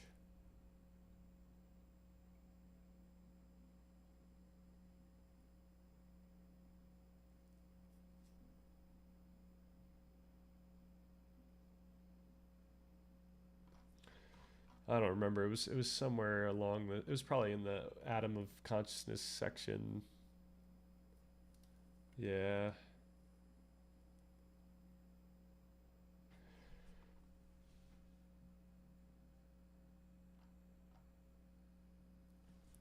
Maybe different. Different meaningfully, different, highlighted different functional, different states. No. Okay. I don't remember where it is. Maybe it was in the first video. Yeah, the main idea is if an ant were conscious, we shouldn't think that it's a similar type of consciousness that we experience. It would very much be a significantly different type of experience. We would not even be able to intuit what that experience is. We just cannot empathize with what that type of consciousness feels like. So that's kind of where we're at. But we actually, like, given the current science we know, we do not know that ants are not conscious. That's the thing. Like, it's much more, first of all, it's much more reasonable to think that an ant is conscious than for some rock to be conscious. So I think it's actually reasonable to think that a rock is not conscious, but it is actually, we cannot exclude the possibility that an ant is conscious at some level. It depends what we mean by conscious. I know people think consciousness equals human consciousness, but consciousness can be made sense of, in more primitive measures. If you're really interested in that type of telling, then I would say read The Strange Order of Things. All right, what are your thoughts of the seeming impossibility? Oh, first of all, welcome, James Blum. Thanks for stopping in. What are your thoughts of the seeming impossibility of keeping integrity intact and working in politics? Yikes! All right, I should say that this is not a political channel. But to answer your question, since this is kind of a party agnostic question, I think that it does seem to be impossible to keep integrity intact while working in politics, because I think that the system of politics, at least that we have in the U.S., requires that you make what's the word? Concessions on your beliefs, right? It requires that you make concessions on your moral beliefs, like on what you think you should be doing in terms of like what types of things you should vote for, what types of mechanisms you should use in order to get your, like, you can and it's so easy to try to justify what you're doing, whether it's getting money from someone that you would never have previously wanted to get money from, because you're justifying it because I know my policies are important, so I can get that money and that's fine. But the issue is, I think a lot of these politicians don't understand how eroding that is to your conscience. Like, if your conscience sees you making those types of concessions, your brain will change in such a way that it's going to be easier to make those concessions in the future, and then it's going to be easier to make concessions that are even crazier in the future. And I think it's corrupting. It's also power. Power is corrupting, I believe. And so, yeah, I don't know if there's any way around it. I don't know how we keep our. I mean, the way around it is to make pervasive, strict cultural standards as to what good behavior is, and hope that people follow. But that's really tough. That's obviously not worked. So perhaps what's necessary is more progression or development of our political system, such that it's harder for people to be corrupted in that way. Perhaps it's reducing power. Perhaps it's reducing. I don't know. Chances are there's people studying this type of thing, and I'm not qualified to really make good suggestions on it. By the way, I didn't remember definition, but Mike Levin said something important. Neuroscience now isn't science about neurons. Oh, when did we see Mike Levin? Okay, Mike Levin, I've seen him on YouTube. All right. Isn't science about neurons? Right. Yeah. I mean, I think neurons at this point, except for, we were watching that video of James McShine was talking about the predictive mechanism within the neurons. So like, that's really interesting. We're seeing like, we're learning new things, new cool things about the processing that happens within a neuron. And that is something that might be discounted in the usual just neurotransmission view. But yeah, like neuroscience now isn't about neurons. I think it's a lot about glial cells. The glial cells seem to be important in ways that we just didn't know previously. Obviously, like consciousness discussions is about complexity over larger abstractions. Efficiency at speeds of neurons firing, hence the use of cluster of activity, right? If a lion could speak, what would it say? All right, Peter, my framework, classical information is experience. Therefore, ants have experience, but not like humans. Yep, fair enough. The question though is like, does a single-celled organism have experience? And that would be much harder to, technically there's information being passed around. There's literal molecules being passed around in a single cell. So how do you get around that? That's word equals compromises. True. If you want to work with others. Right. I was trying to highlight the concessions of your own moral identity. Like you have to make concessions on what you think you shouldn't do. Do you think non-lucid dreams are conscious? And if not, considering you can have an entire story in your head without being conscious, is it possible that humans are the only species with consciousness? Yeah, if we were to, I think we would have to say it's something. This is where it's like it's not useful to think of consciousness as one thing. Like it's more useful to think about which parts of your brain or what types of activity is happening, which types of your brain are involved. Certainly it's conscious in some sense, but it's not conscious in the sense that you remember it or you explicitly know you're in it when you're in it. That's the whole, point of lucid dreaming. So yeah, we don't want to get into some weird semantic thing where we end up proving, that we are the only species with consciousness because of, how dreams are different. We really, the most sophisticated way to look at this would be the physical processes underneath the hood, and we're trying to learn that now. Like we don't have all the answers now. We're trying to learn a new topic. Politics has never been a field of integrity. In democracies, it's like warfare without bullets. Something social contract. I do think that there are people that, first of all, start out with significant moral, justifiable frameworks and identities, and they get eroded away. And then I think there's some people that literally persist within the system and stay true to their principles, and those principles happen to be something that other people find as moral. Great answer. Just had a long debate with AI on integrity, Socrates being one of the prominent figures in that historically. Oh, interesting. What you up to? I'm just glutamating. Now I'm saying for real, right? Glutamate, it cannot be discounted.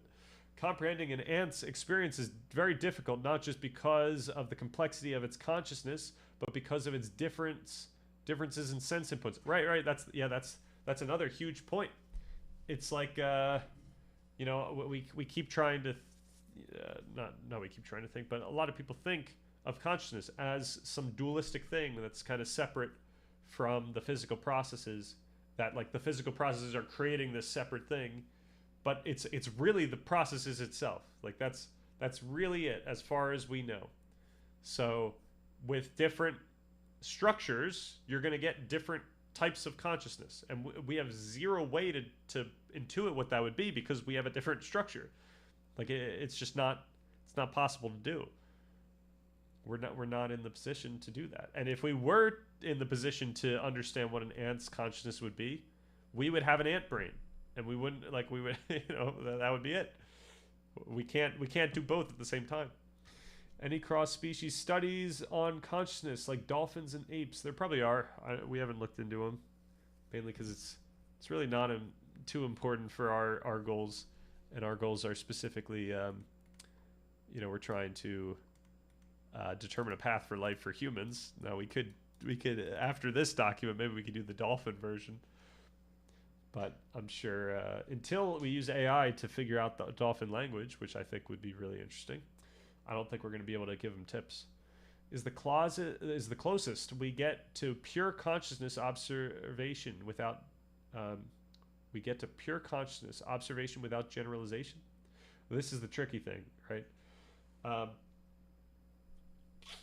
When you say generalization, are we talking about you're getting close to observation without, any interpretation happening? Because we've talked about on this channel before how the master meditators can get to a point where their default mode network is not being activated when they're meditating, and this leads to like no like, you could think of it as like conscience. Like there's no voice that's telling you what's happening and what things are, and so you could try to say that that's like pure consciousness in some sense. You're just feeling things, but that would also be a different consciousness. Like the consciousness that we have, that most people just kind of have during their regular day, is actually like relies on all the things that are happening in their brain at that moment. It would be a different state of consciousness to be, in that meditative state, which is why people say it's a different state of consciousness. But I think it's inappropriate to think that like one is closer to the true consciousness. That's the whole thing I try to point out. I don't think there is an observation of true consciousness or pure consciousness. Every single thought we have about consciousness is through the lens of our learned interpretive layers. It's contingent on evolution, on our culture, on whatever. I mean, obviously evolution, but contingent on our culture and what we learned and our mood and all these other things that affect what possibilities come into our mind, even when we think that it's true, like it's so obvious. So I am not a fan of those assertions that the only thing that's true is consciousness, because we're presupposing so much there, and we discount the fact that we presuppose all that stuff. Okay, usually what I think is that I didn't experience it at all, and that I just experienced remembering the memory after my consciousness is back. Right, we've actually talked about that exact thing. When people go into those states where they're not technically conscious, or they don't have the full like level of consciousness that we do have with our default mode network active, we immediately leverage our memory to create some tagging of what just happened, right? Like we have to create a memory, and by doing that, like we've already tarnished the pure thing, if there ever was a pure thing, because the other thing is like even our feelings are happening through a predictive processing lens, which I talk about all the time here, where our top-down signals are affecting what we feel and influencing how we experience the bottom-up data. So, while usually people have this idea that we're getting like bottom-up signals, which include like visual stimuli, and then we're interpreting it through some filter, and then that we get our conscious experience of it. Really, we've got our top-down model, and the bottom-up signals are just constraining and affecting that top-down model. So even our experience of what things feel like are affected primarily by our top-down models. So I wouldn't say that they're pure in like some ontological sense, if that makes sense. Okay. Stan, name one politician who stayed true to their principles, who was not absolutely unhinged. I don't know. I don't know politicians. I don't want to say anything. If you see a chair, your generalization image of what a chair is impacts your experience. Absolutely, that's exactly what I was just getting at. Right? It's primary there. Like you're not getting. It's not some filtering process. You're starting with what's possible according to your top-down models, and the bottom-up information is just constraining it such that obviously, like when we all look at this thing, like we're going to arrive at a pen over time because we have pragmatically similar understandings of what pens look like and what are pens, and that bottom-up data is going to affect where our model goes in terms of what experience it creates for us in our conscious experience. Here comes the pen. Did you call it? Did I actually? Here comes the Onion Helmet knows me too well. All right. Pure consciousness, mostly associated with Advaitins, describing collapse of subject-object duality. Right. Yeah. I mean, granted, that I think that's their interpretation of what's going on, but I would say that in the lens that we're looking at, where like in the more scientific lens, it would be inappropriate to say that something is pure consciousness, mostly associated from the meditative point of view. Right. Subduing and or reducing activity would have to be chemically initiated via the bodily changes when meditating. Right. Absolutely. Yeah. There's change. Well, so first of all, those like master meditators, it's not like they take your brain and then they just like meditate because they have like some skill. Actually, yeah, this is actually the same with every skill, but it's not like they literally just take a untrained brain and then they can do this thing.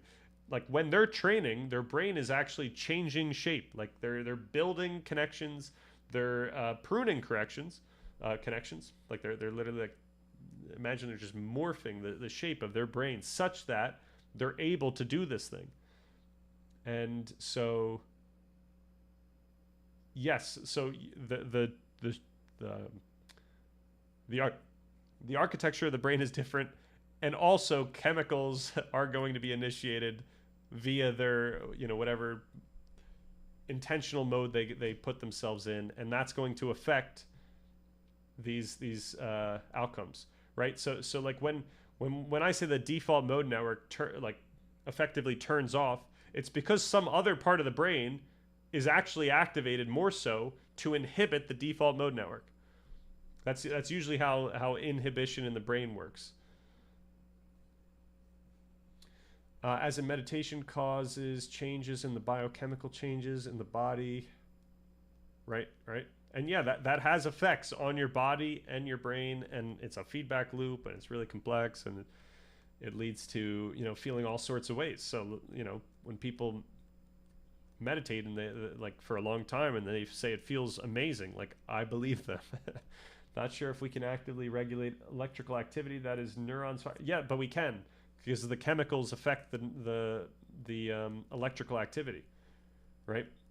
Like neurotransmission is literally electrical gets effectively translated into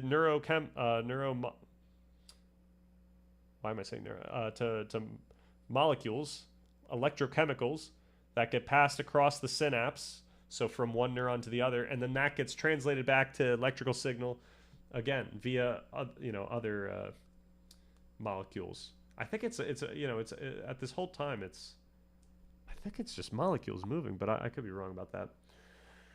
Or it's ions after that. Yeah, I guess I need to know more about chemistry to know what ions are in their in their most granular form. Okay. All right, makes sense to not necessarily look for true pure consciousness. What is we look at fundamentals? Electricity current seems to be the most fundamental piece of consciousness. But that's the thing. That's the question. It's still up in the air. We don't know if substrate is absolutely necessary. I think it's necessary. That's kind of what we're getting at over here.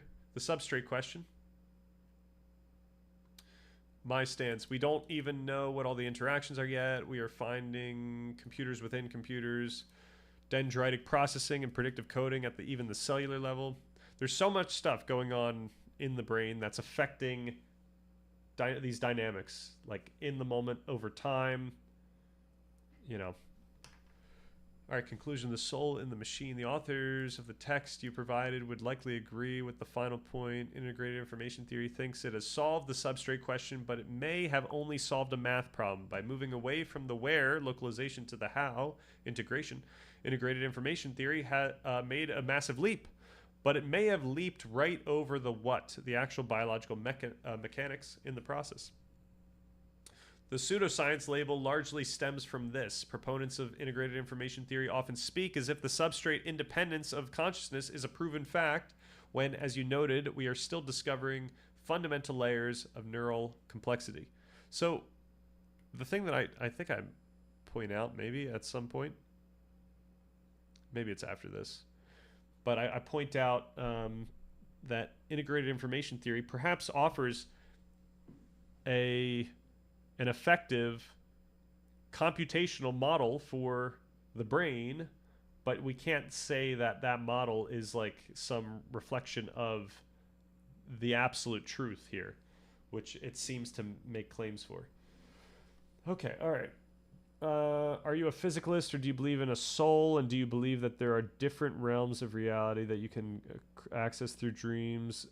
In the framing of your question, I'm definitely more physicalist. I don't believe in, I guess, everything that you said in the second half there. But the only reason I don't say I'm a physicalist is because the way that physicalism is defined, it kind of makes the case that like meaning is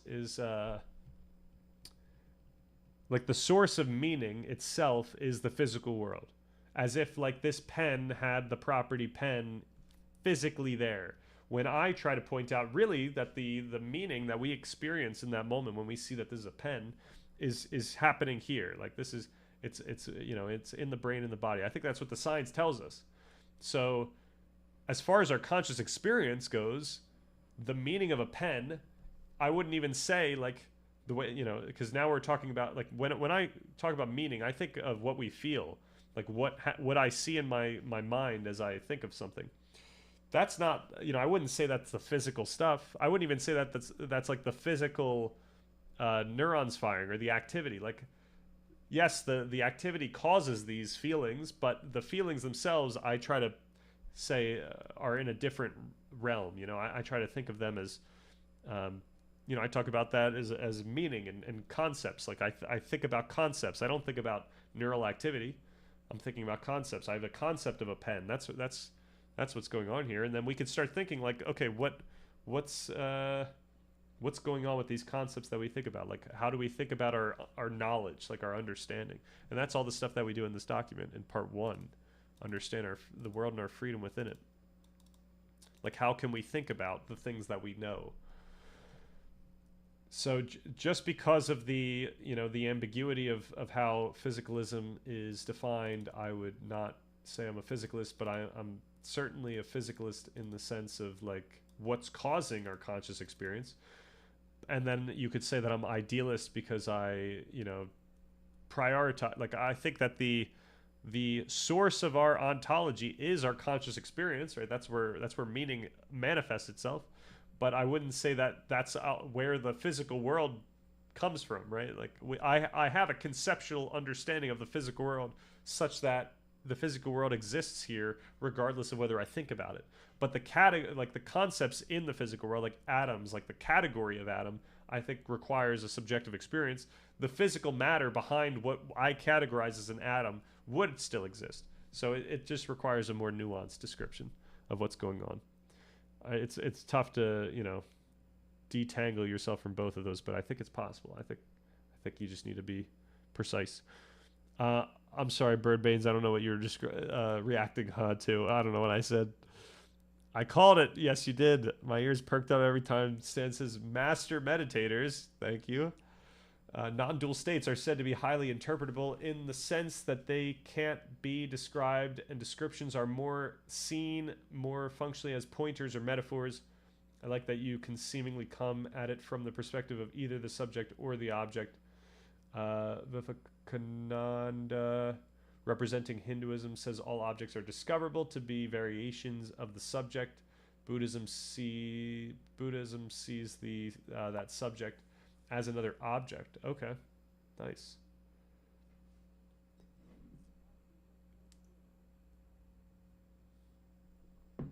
Yeah, certainly there's a lot of ways that we can think about these things, like interpretations about these things, that when you think about it, it affects how you think about other things in your life or your meditation practice or what you notice in your meditation practice.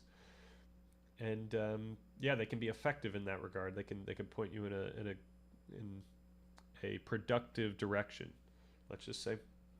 The firing is electrical, but there is also a chemical component. If I'm not, yes, yep.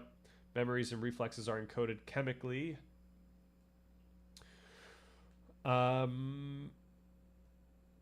Right, like in the sense that memories and reflexes are encoded through your connections.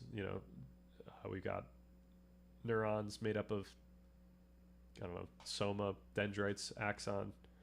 These things are built by proteins via, mRNA, and they use, I don't know, glucose for their construction. But yeah, that structure kind of keeps that state. It keeps your memory state, but it's the other thing to keep note is that they're constantly changing. So even when you think of when you think of a memory, think of anything, because your memory, even when you think of a pen, your memory system is being leveraged there. Like what I remember about what a pen is, every single time you have a thought about something, the connections that were leveraged in that thought are changing because of the thought. Like chances are they're changing just generally as like in a ship of Theseus sense, like, cells are just dying and new cells are being born. But this significantly affects the trajectory of whether they change. And so, yeah, every time you have a thought about something, it's really technically a different thought. It's the way that I look at a pen, the way that I think about a pen is actually different every single time I think about it, even though it feels like it's the same thought. It feels like I'm thinking about the same thing each time. And yeah, obviously there needs to be a lot more science into how we think about specific concepts. There's only just a small bit of that right now, where we're starting to get neural correlates for conceptual thought. But I would imagine that there's parts of my experience of what a pen is that are like really deeply ingrained, and then there's some parts that are not deeply ingrained. Like when I look at a pen and I see that it has a little groove, and then I look away and I don't even remember what that groove looks like. But for that 1 second, I knew that pen had a groove there. That's part of my memory now, but that memory is now maybe gone, or maybe it's changed significantly. Okay. The way I view the world is more like a story, similar to a dream, but more stable. I don't really look at the world like a bunch of particles. I think there are many non-physical things within reality, like a soul. Well, yeah, I think that's kind of the reason why I try to say, like, hey, like, we should, if we're going to talk about like a metaphysics here, like some way to make sense of meaning that we experience, and our understanding and all these emotions and whatnot, like we have to figure out a way to talk about those while not just jumping back to the all the brain stuff. However, we should make sure that what conceptualization we use is grounded in that, such that we don't say anything about this metaphysics that the brain doesn't allow us to say. So, you know, I don't think I'm allowed to say that I have like a soul that stays after I die, right? Once the activity stops in my brain, that's it. And I'm just not allowed to say anymore. I don't know that to be a fact. That's just what I'm most allowed to say given what we know about the brain and science. I don't think that my consciousness is somewhere else. I think it is an effect of my brain and body. So like, yeah, it kind of constitutes what we're allowed to say. So I do like the idea of thinking about the world, like the thing that we experience, this world that we experience, through the lens of a story, and we actually do that in part 1. I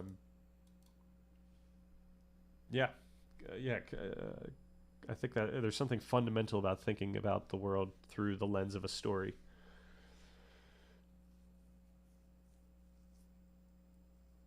Dom and flow state, pop off king, hell yeah. Substrate, so there's a need for biology for consciousness to exist. I don't understand the argument for this to be true. I'm not sure. Are you saying that you don't understand the argument for the substrate necessity or the substrate independence? Or I think where we're at in science right now is that we don't know if substrate is required for consciousness, but it seems, I think it's likely that it's required given how complex the types of processes and mechanics are that make our consciousness. And you know, once again, like it's a huge deal that our brains are analog systems, such that I don't think that we can just say like some digital system can create consciousness if it, you know, somewhat resembled even just the information flow of our brain, because information is actually so much more complex than just neuron to neuron communication. And it's more complex than a neural network where weights are changing. You know, it's significantly more complex in every aspect. All right, tangent. Apologies. Don't worry about it. Prove thoughts exist first, buddy. True. I do think we have enough science to like literally say that thoughts exist in the brain. I mean, that's how I read the science, but you know, perhaps that's not appropriate. I think some neuroscientists talk as if it is, like that's kind of the implication that they're using. So perhaps it's not the most inappropriate thing to do. But I think you know, it's not something that's like been proven to the type of level that we've proven other things in the brain and body. Okay, so then I say, what is the most contemporary Steelman version of integrated information theory, and how does it line up with these concerns? All right, so apparently they are on Integrated Information Theory 4.0, released in late 2023. This version moves away from treating consciousness as a single number phi and instead focuses on the unfolding of a massive high-dimensional cause-effect structure.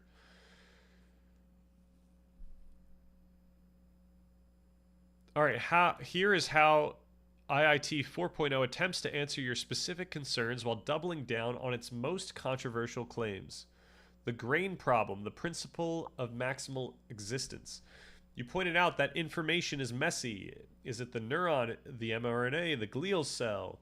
IIT 4.0 addresses this with the principle of maximal existence. It argues that we don't have to pick a substrate.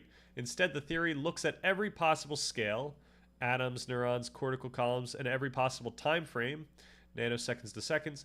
The true substrate of consciousness is whichever scale and time frame yields the highest value of phi.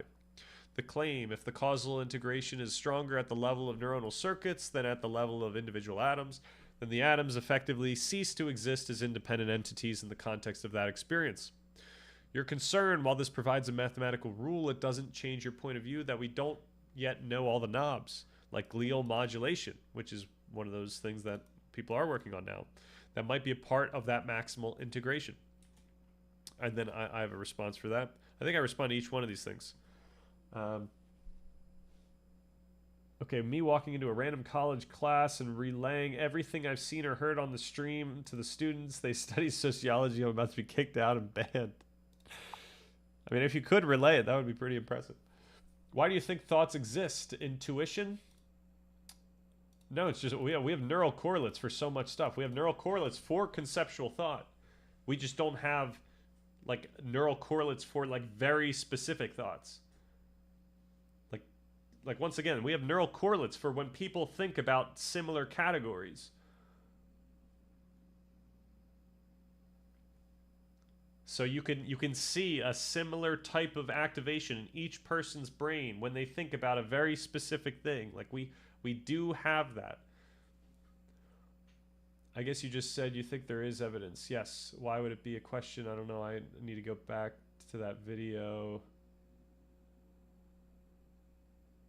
I don't think my video actually touches on that at that level. But that said, like everything we understand about the brain right now gives us enough to at least infer that that is all that's happening here. There's no like outside, like it's unlikely that there's some outside thing affecting the processes of our brain. And so we can with most reliability infer that the brain and the body are affecting our conscious experience, are like solely affecting our conscious experience. Now of course we've got the extended cognition people that are saying that, you know, really the stimulus that you're taking in are affecting your conscious experience, and therefore, you know, cognition extends to that as well, to that domain. It's gonna be so sick when they figure out how to make consciousness and I get to make a bunch of Stan Richardsons before they ban it. Yikes. Talking about Dr. K. Oh, the Dr. K video, right? The grain time problem seems to be claiming underlying criteria and not citing anything that remotely backs it. Yeah, after that Dr. K video, by the way, I think I did go into like all the thoughts that I had that proved that is not an appropriate claim, but I could be jumping the gun. Like we looked at a bunch of studies that have come out really recently that help us in that. The grain time problem seems to be claiming underlying criteria and not citing anything that remotely backs it. Right, yeah, I do push back on that grain, the way they formulated that grain time problem. Because Dr. K presumably wouldn't say the same about emotions, but there are correlates there. It depends what we mean by emotions. You know, whether we're talking about what people intuit or if we're talking about actual processes in the brain. Maybe he generalizes this idea, but thought is the strongest case, so he mentioned that, right? Okay, why would consciousness be in the body? This creates the hard problem of consciousness in philosophy. How can biological wiring generate subjective experience instead of just input and output? You can argue others only act conscious, but you experience it every second. That awareness is fundamental proof consciousness exists. Physicalism says the inner reality shouldn't be possible. Yet, isn't consciousness more obvious than the physical world it perceives? Bum, bum, bum. So, yeah, it would take me a long time. Do I still have this pasted? Look at that. I did a video on this. And, you know, perhaps you don't think it's effective enough, or maybe the idea I'm trying to get across doesn't come across, but I take it that our intuitions about consciousness, including the intuition that consciousness is the only thing that's true, right? I think that I'm conscious, right? I think those are all affected by what we've learned, our culture and whatnot, and you know, it doesn't get across in the video, but I know enough about the brain now to know how, like, first of all, it's a huge deal that when we are babies, we have a lot of neurons in the brain. And I said this the other day. I didn't look it up since. And maybe a lot of connections as well. But anyway, while we learn, the brain prunes away like a significant amount of these neurons. And the point there is that we kind of start, I mean, we don't start with a blank slate, right? but we start with a semi-blank slate regarding how we perceive a lot of the things in the world. So we have to learn how to like make sense of a face, like literally that as well.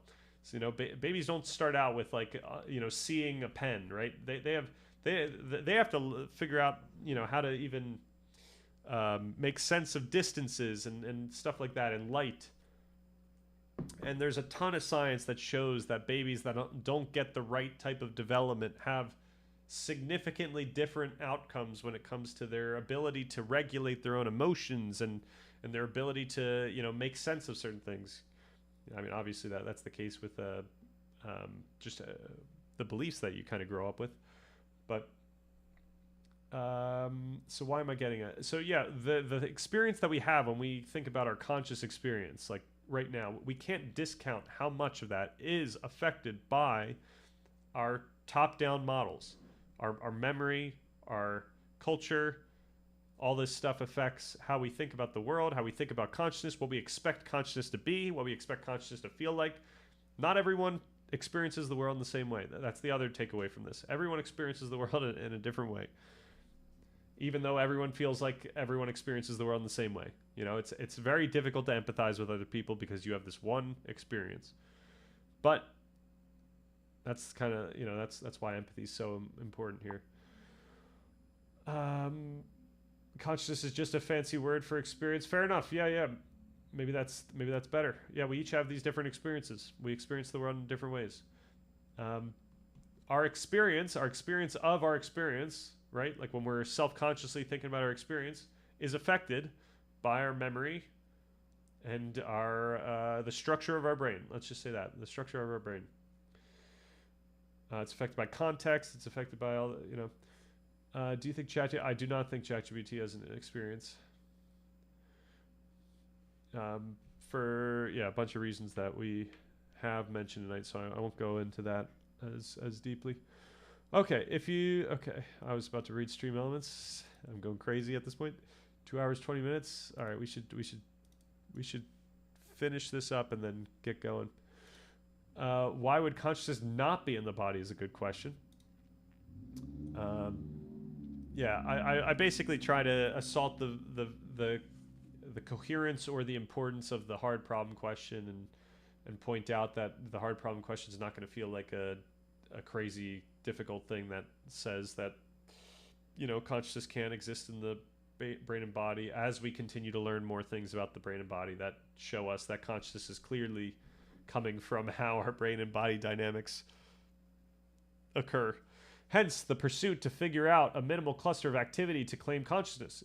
So that's in my video. I tried to find like a minimal cluster and I couldn't. That's kind of the point I made in the video. Like, it's difficult to find the atom of consciousness because, first of all, because of these are continuous systems. So like, you know, you get down to a point where like t equals, you can't just like take a snapshot at like a zero, like at a single point in time. So it seems like consciousness occurs over time. And then the second thing is, it seems like it doesn't just occur in one place.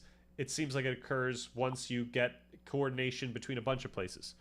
So the takeaway from that is currently, and when I say currently, I'm evoking our contemporary science as best as I understand it. The current understanding is that consciousness occurs when there is complex interaction in the brain over time. That's where we're at. It's at no one place. It's at no one time. It's not a minimal thing. Like, you have to get the whole system, because so like there's parts of the brain that are integral for consciousness. You get rid of them and you get rid of consciousness. We know that for a fact.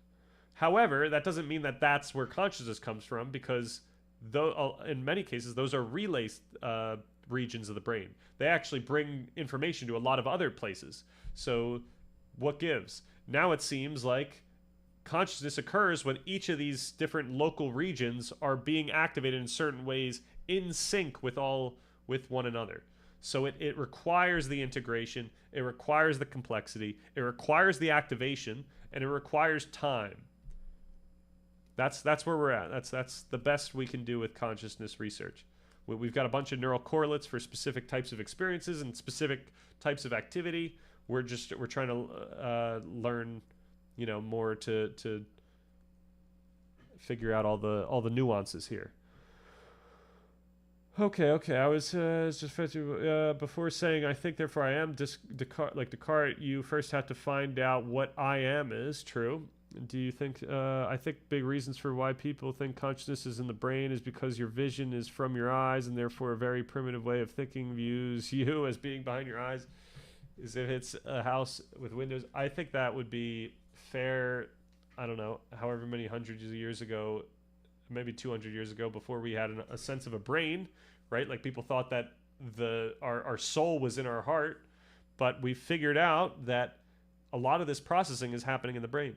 That being said, we can't discount our body in the discussion of consciousness. So, the question of substrate occurs here as well. Like, does it matter if we had the body involved? Obviously, the body's in close communication with the brain. The body's causing so much of your neural activity, and your brain is causing so much of your body activity. So it's very difficult to decouple those. The only way that we would be able to say that that consciousness is in your brain and not your body is if we actually did figure out that the answer to the substrate problem was that it had to be neural activity. Like if maybe neural activity is causing consciousness and body's not. And the reason why I say that that could be the case is because people that are completely paralyzed are still conscious. Now, you know what? Maybe that's not the best argument, actually. I know I make it in the video, but maybe that's not the best argument because you're still leveraging a lot of your body even though you don't feel it. So yeah, I could probably amend that if I made the video again. I would think or repeated strikes to the head renders displays of consciousness non-existent. That's a good intuition. I would agree. There's only one way to test it out though.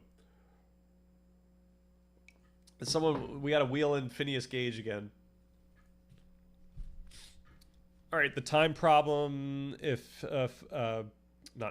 IIT attempts to fix the static problem you mentioned, it no longer just says you have 10 units of consciousness. It says that a system in a state unfolds into a 5 structure. Blah blah blah blah blah. It is still fundamentally an atemporal calculation applied to a temporal window. It treats those 200 milliseconds as a single moment of now, which many critics and you argue ignores the essential flowing nature of consciousness.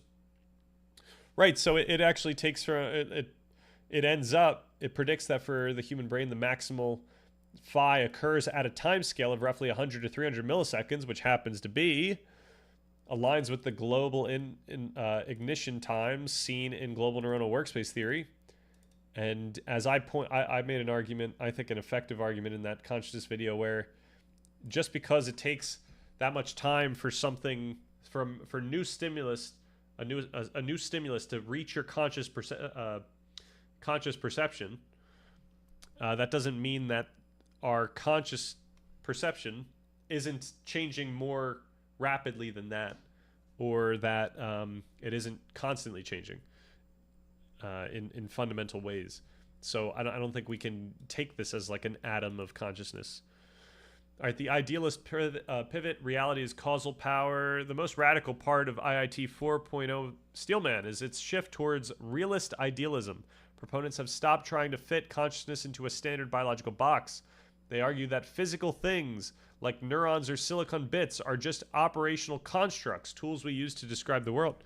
The only thing that actually exists is intrinsic causal power. If you have two systems that are causally identical, they are the same thing. If one is made of glia and the other is made of logic gates, then they unfold the same mathematical structure, They have the same experience. This is where they skip your biology concern, right? All right, so I say, it's just to end this, top this off. What is consciousness? Man without vision. All right, I'll make a final response addressing each point. Point letter A. do we get it here? Static versus dynamic. The grain problem. While it is fine to find which interpretive layer of abstraction maximizes phi, it is fundamentally inappropriate to then make a claim such as that is what consciousness actually is, rather than a much more appropriate claim, still a theory/hypothesis, such as we get maximal computational neuroscience utility by modeling in this way. You could say that if you find like some abstraction of the brain that gives you maximal phi, you could say that this is an effective way to computationally model the brain. B, while ignition takes about 100 to 300 milliseconds, the global workspace is accepting ignitions constantly and at irregular intervals. The only requirement is that a local network spike is synced with the slower waves of the thalamus. Furthermore, by itself, global signals undergo all kinds of dynamics that affect its development at significantly more granular timeframes. Thus, we can't put our finger on an atom of experience. If I understand the science correctly, then just like the continuous system of the brain, this more so suggests that our experience would be fundamentally continuous. All right, C, you can't have your cake and eat it too. If we are going to throw out operational constructs, then we must throw them all out. On the physical side, this must include all of the grains, including us with just base physics, perhaps subatomic particles or energy or whatever is known to be the most basic pervasive these days. On the subjective side, and this is a much more deeply philosophical argument, this must include our interpretations of consciousness, what it means for something to be true, what causality means. Basically, all the axioms that integrated information theory starts with, acknowledging that all of our intuitions about consciousness are contingent. All right, and then I say, once again, this leads back to the philosophical paradoxes of physicalism and idealism. All right, so here's where I finally make that case that I was talking about. There's a paradox with each one. If we start with physicalism, we must take seriously these dynamics of conscious experience and our underlying understanding, perhaps looking to memory, pattern recognition, affect, allostasis, etc., which leads us to see that the source of all the meaning we experience and know is through consciousness and isn't embedded in the physical world as actual properties, albeit, of course, we can describe meaning through neural processes of neuroplasticity, pruning, conditioning, memory construction, etc. All right. If we start with idealism, then we have no authority with which to qualify our different subjective feelings/opinions without acknowledging our understanding of the physical world, which leads us right back to the standards of empirical science that points us to the contingency of our conscious reality, right? We've got nothing. You know, you would, you would just be existing in the land of norms, right? Which I guess is where we exist now, but they would be norms from like 800 years ago rather than norms of today. Okay, what's going on? I'm way late. Oh no. All right. Is this the last thing? Yes. And then I say let's do the predictive process. All right, so I'm going to read comments and then I'm going to read through this page and then we're going to read comments and then I'm going to leave. If that is all right with everyone. Man, we're hitting 3-hour streams every day now. It's crazy. All right, so does removing your heart or bleeding you out? Right. Why do you think that's? Because your consciousness is somewhere in your brain rather than that the brain is a very important for ability to function. Because we know we know what blood does in the body, and blood carries nutrients, and a lot of those nutrients go to the brain. If you lose the blood, if you lose your heart, you don't get. None of your body gets the nutrients, including your brain. You take the nutrients away from the brain, you're done. That consciousness is no longer able to continue because the nutrients in the blood are required to keep the brain processing alive. All right, who even says your consciousness stops if your brain is completely destroyed? Well, we don't know for a fact, right? This is the thing, but using standards of science, the empirical method, we can only say that consciousness occurs when your brain is there and when you have blood and when you're alive. There's no evidence that suggests otherwise, and therefore we're not allowed to think that way. That's like science is telling us what we're most allowed to think, not what is absolutely true in some objective sense. Granted, like when we're talking in the context of science, then we do say things are true and not true when they're proven with a certain level of reliability. But I'm trying to point out like the more philosophical layer underneath here. Who even says your consciousness stops if your brain is completely destroyed? Yep. Okay. The reason and I think a lot of people do say that, by the way. The only reason you think so is that they cannot communicate their experience anymore. Right. This is the whole point of falsifiability. I know you weren't here for the first part of the stream, but for the standards of science, falsifiability is a huge deal. Huge deal. All right, how do we know consciousness can't exist without certain parts of the brain, and what are those parts? We know that because people get those parts become damaged. Also, there's unethical things that go on with rats and other animals that have very similar brains, effectively similar brains that we do, and they literally damage those parts of the brains, and they see what the rat does. Obviously, a lot of this is like behavioralism.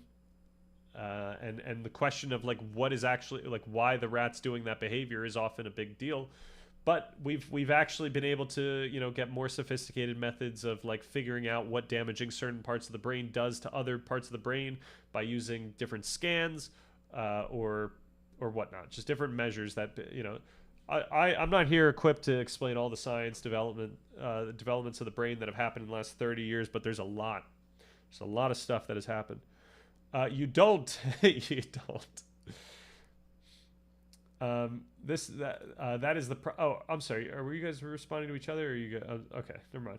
That is the problem, isn't it? There's nothing that supports it does exist external of the physical body, right? Yeah, that's all we need. If we had evidence that supports that it exists external of the physical body, then I need to shut up on these points. I have to change my analysis. We can't be ideological about the concrete facts that we arrive at. The only thing we need to be ideological about is the method that leads us to the facts.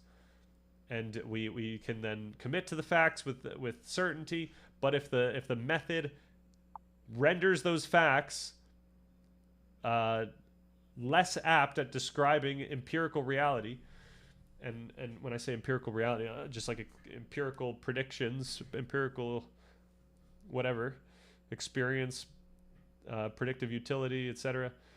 Then we have to forego those. All right, but Stan said that right, or I remember correctly. All right, where am I at? Oh man, I'm way late.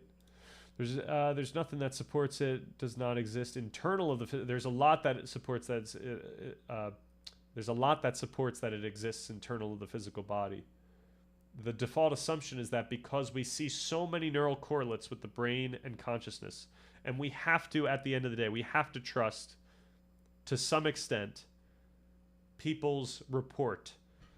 We have to trust that when someone says, "Oh, I feel this now," or when someone says, like, that this is a quality of their experience, that they feel an emotion. Like if you can perturb a part of the brain and then the person feels emotion when they don't have any reason to experience that emotion, and you didn't tell them that you were going to do so, that's a huge deal. Like that shows that there's a one-to-one correlation here.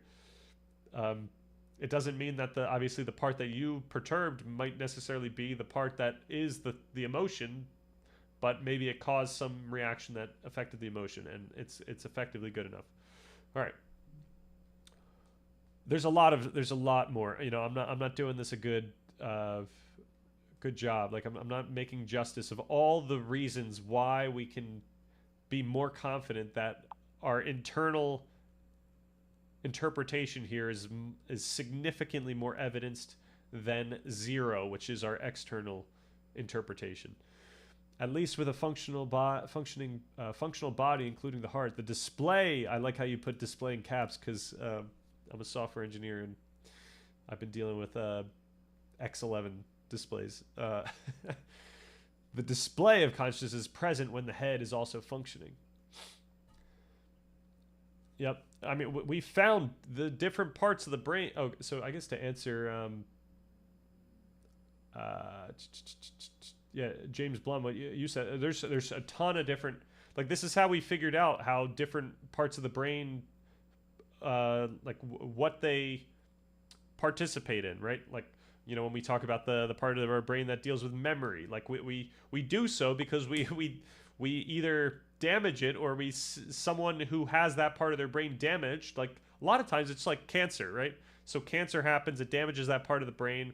Then you ask the person whether or not, something's what, or you just kind of see what's going on. And a lot of people that, have damage to certain parts of their brain that deal with memory can't remember things, or they can't integrate new memories, which is also really interesting. That gives you some nuance of like, oh, this part of the brain deals with the creation of memories, and this part of the brain deals with the recall of memories. So you get all these types of insights when you see what parts of the brain can still be present. But the reason, the fact that we can damage a part of the brain and someone's conscious experience is going to change, that shows some evidence for the internal perspective here. That's something. So like the best I think you could do if you think that consciousness exists externally to the brain is you would say that something external supplies the brain with whatever the stuff is, but the brain effectively like acts it out. So in that sense, like you would ask what the stuff is, given the fact that we've found so many neural correlates of the brain or inside the brain. So it's like, the stuff isn't emotion because we've already found emotion here. It can't be the knowledge because we've already found knowledge here. So what are you left with in terms? I just threw my pen. What are you left with stuff outside of the brain? Like what are you getting with the stuff outside of the brain? Usually these metaphysical perspectives have all types of conclusions that the brain, like our science of the brain, does not allow you to have. It just doesn't support. All right. How far are we ahead? Okay. I think a lot of Wittgenstein stuff is going on in chat right now, perhaps. And what Onion Helmet means is a lot of semantic, perhaps, ambiguity or semantic games, perhaps. I don't know. Yes, that's just because you see my bot. No, I think it's just, a lot of times this stuff is hard to communicate because so many people have inferences to what I'm saying that like obviously aren't what I'm trying to say, and that's I think that's a lot of my problem, right? I need to figure out the best ways to make what I'm trying to say as clear as possible so that that people infer pragmatically similar things that I'm trying to communicate. All right, that's just because you see my body. It's the equivalent of saying that a character in a book dies if you burn the book. That's because the only way you can experience their existence. I think the analogy is slightly different. You can survey an actual person. You can't survey the character. All right, well, the experience of consciousness is that it is within us. Our experience of consciousness is one of the best ways to try. Okay, I don't know if I'm going to be able to go through all these because this is becoming a lot. All right. Heart transplant still yields the same personality consciousness with the same brain. That's a great point. That's another piece of evidence towards the fact that the brain's really important. And so many of these, like we are decades into this field. Like we're not coming up with these things. Like if you imagine that we don't have these answers solved, start doing some learning because we've I haven't figured these things out. This isn't me. I'm not trying to come up with things. I'm not trying to make a philosophy here.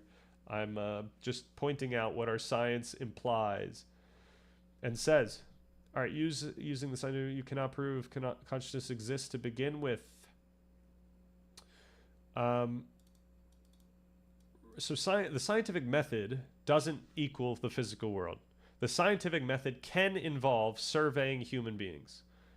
And so, at this point, we have to determine what we mean by what we think consciousness is. And if we've got humans saying that they are conscious, or at least understanding what consciousness is, and they think they are conscious, and they can describe different aspects of their experience, and that seems to be congruent with what we mean by consciousness, then yes, the scientific method can measure consciousness, just not in the same way that we think when we intuit what consciousness feels like. All right, if in the future we are doing brain transplants with a computer, Would you say that consciousness isn't inside of the brain anymore because we can slowly replace each part of the brain until nothing is left and the person will act the same? I'm not convinced that we're going to be able to do. Oh no, you're saying brain transplants with computers, though. Once we start getting computers involved, it gets a little weird. Because we don't know the substrate question yet. If we knew the substrate question, I can answer this question easily. I think substrate really matters, so I don't think we're going to be able to just like replace entire parts of the brain with computers. I think the best we can do is, starting with like Neuralink, which is taking in signals and it's giving out signals, but it's giving out signals that the brain can expect, right? So it's just acting as an intermediary that's going to really just orchestrate. It's like a puppeteer, and we could maybe build that up to something larger. Like maybe we don't need a certain part of the brain for the actual feeling of consciousness, but we can use that. We could put a computer in there and it can actually create a bunch of different effects that affect what we do end up feeling. But the feeling would not be in the computer. It would be everywhere else, and the computer's just now affecting all the other stuff. So, I guess a better way to say that is, I don't think when you plug in a Neuralink to the brain that the Neuralink now is involved in the actual conscious experience. I don't think it's just I don't think it's the information. I think it is the substrate, but we don't know that yet for sure. All right. Can't speak about the possibility of futures now, but I can only speak of what we can and do know now. Absolutely, that's the whole point. I'm asking you theoretically, okay, we gotta jump ahead. Issue is that science cannot truly tell when someone else is conscious. Only they themselves can. The only true evidence of consciousness is our own experience. The scientific method doesn't seem to work that well on dissecting consciousness cause we can't really define it. I think you might be behind on that one as well. So earlier in the stream, we talked about perturbational complexity index, this idea that you can perturb the brain, you can give it some type of push, it's just, some type of stimulation, electromagnetic stimulation, and then you see where you see what happens. You see how complex the response is. And we found that reaction is different in conscious people and unconscious people and people in dreams and people in vegetative states.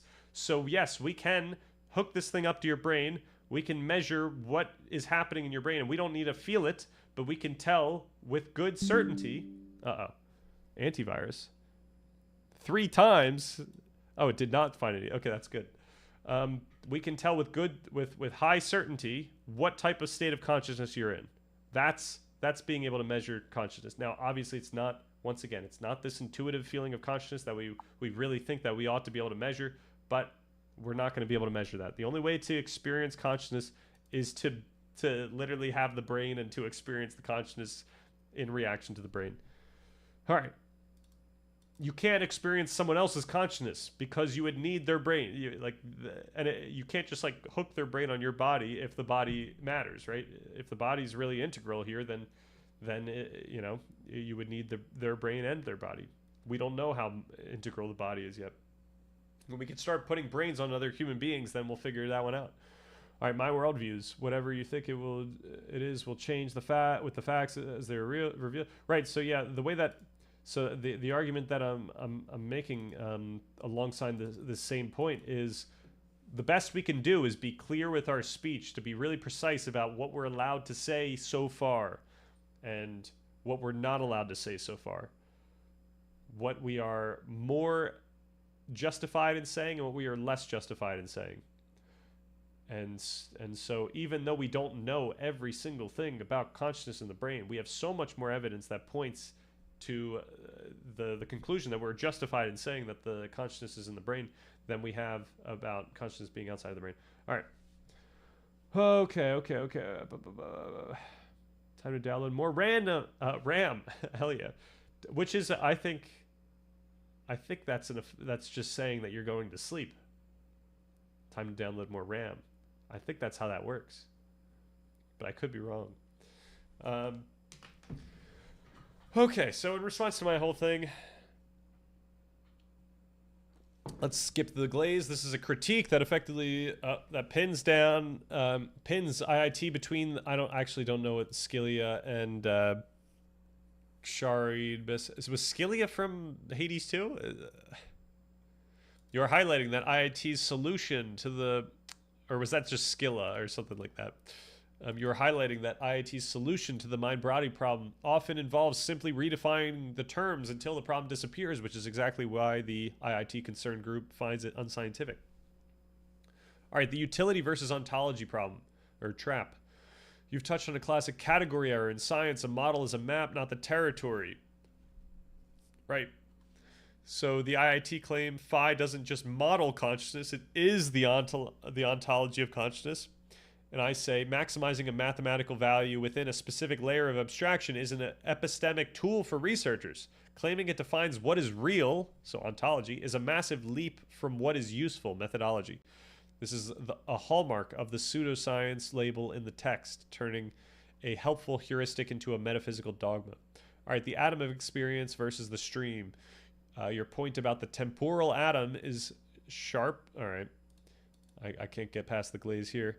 The global workspace reality. As you noted, the brain doesn't snap every 200 milliseconds like a camera shutter. It is a massive overlapping set of ignitions where local networks are constantly competing for global access.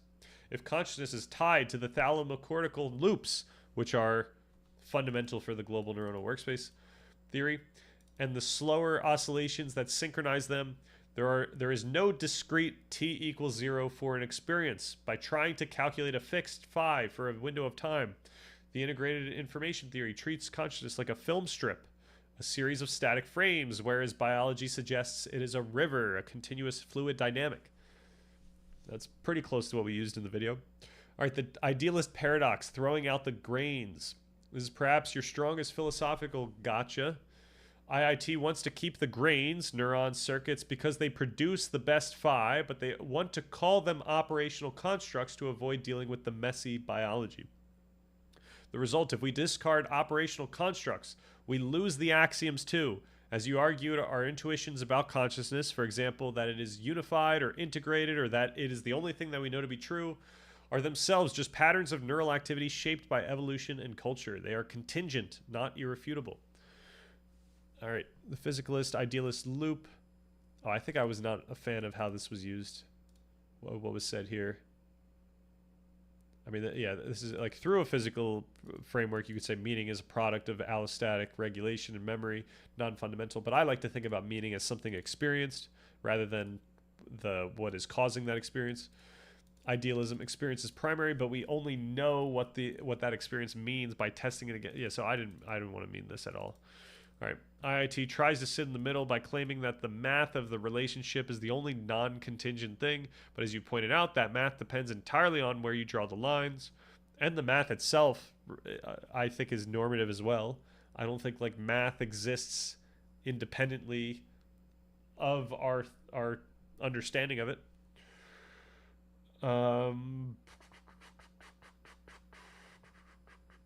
Okay. Okay. By your logic, if we take the biological side seriously, we must admit we are still in the pre-Newtonian stage of understanding neural complexity. If we take the subjective side seriously, we must admit our axioms are just guesses from the inside of a black box. IIT 4.0 tries to bypass both by building a mathematical bridge to nowhere. It's beautiful, but it doesn't actually touch either shore. All right. Tomorrow, we go over a beautiful loop and active inference theory of consciousness. Our boy Friston, our boy Laukkanen. I don't know Shamil yet, but perhaps they're chill as well. Okay. If the research of consciousness is tied to humans or animals, it's very reasonable that substrate ends up being fundamental in our understanding knowledge. In fact, it would be very difficult to gather knowledge of consciousness independent of substrate because we have no known way of doing it. Well, so the IIT people, they're saying that they have a way of doing it, which is just to look at the information being carried. The issue is that there's so much information in the substrate that, you just can't discount all that.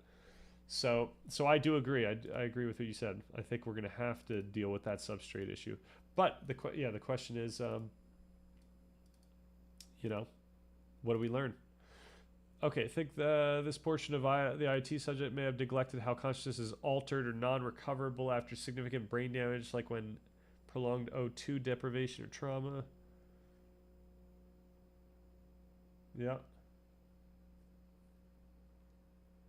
That's another point. Like, in theory, because IIT only looks at the capacity of a brain, it doesn't account for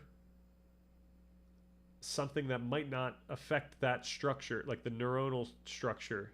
So, like significant oxygen deprivation. Well, actually, yeah, they already think IIT already thinks that if you had no activation, you still have that capacity, and therefore it's conscious. So, I don't know. I don't know what to do with that. Very interesting that they think they have a way, right?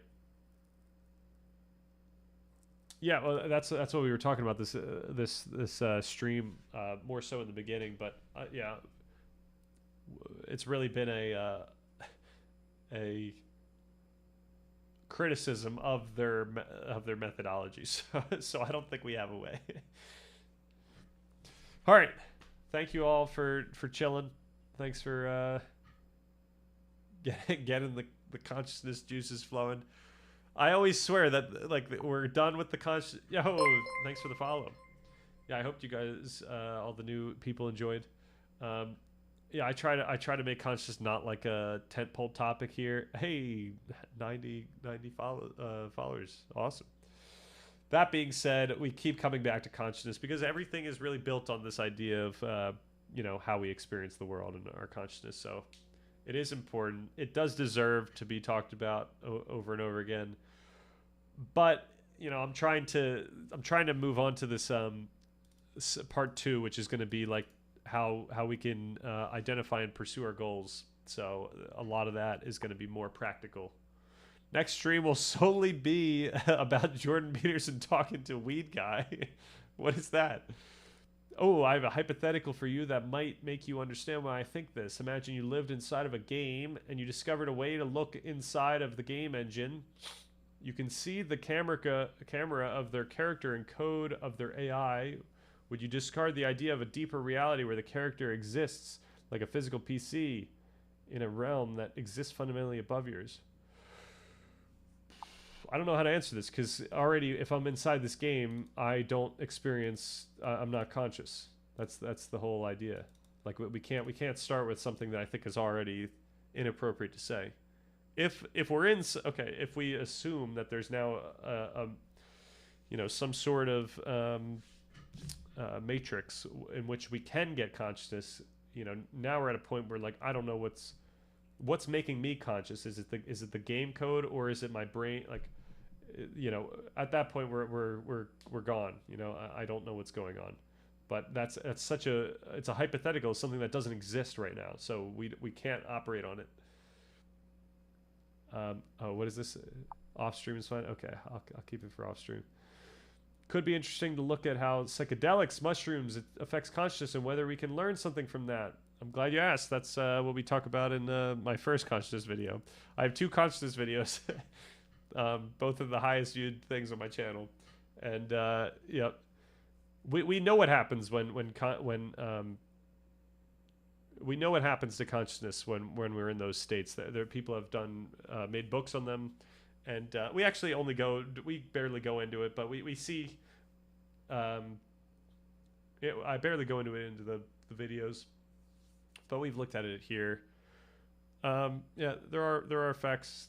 They're interesting. They're cool, but we can see why they would have the experiences that they do have, right? Like there's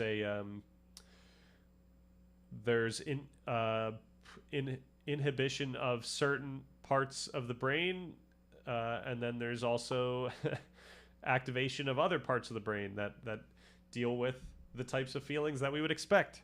Like there's an overflow of emotions, or with psychedelics we could see connections forming where usually they're not able to form, and so that might lead to thinking or experiencing the world in significantly different ways than you usually do.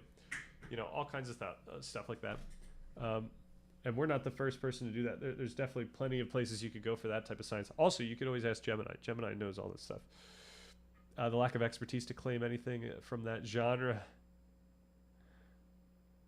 Watch the videos. You see everyone posting the Nietzschean penguin now? They're posting it? If only you're one. Oh, they're posting that one. Okay, I thought you were saying they were posting mine. They're posting the Nishian Penguin, and man, maybe they forgot it through mine. I think I looked at my YouTube activity, and like the highest viewed video in the past month was that penguin video. I was like, who's watching this? Um, yeah, if only mine got the views. Yeah, I mean, mine doesn't really go into the video too much. It's just me, gawking at penguins. All right, I don't think that vision and emotions are fundamental to your consciousness. This is in your brain. I think similar to eyes.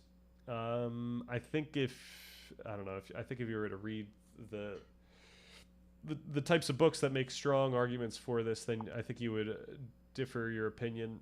Um, Once again, I think a really great book to read on this is The Strange Order of Things, which explains how consciousness developed over time, like literally to what end, like why it was an evolutionary adaptation, and what is involved in these conscious processes, like most fundamentally, which, yes, are emotions, not what we feel as emotions necessarily, but the most primitive foundations of our emotions.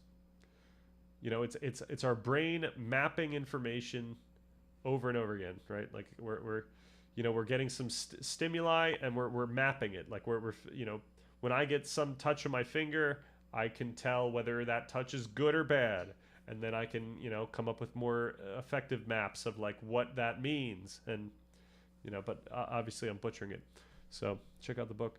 Supposedly there's one mushroom that makes everyone see little people. Quite interesting if it gives people across cultures the exact same hallucination, right? I would say that has to do with our DNA, not some like external thing, right? So it doesn't have to do necessarily with like the mushroom accessing some external truth. It's that the mushroom is causing the same type of reaction in everyone's brains, and given our DNA, this type of experience would occur. And perhaps there's also involved cultural archetypes. So across cultures, there's already certain patterns being, manifesting that could maybe be closer to, our DNA. And then these types of things would trigger a similar type of deep down archetype in each person's culture, and each person's culture happens to be pretty similar. So there's confounding variables there. All right, I think it's just visual encoding of memories.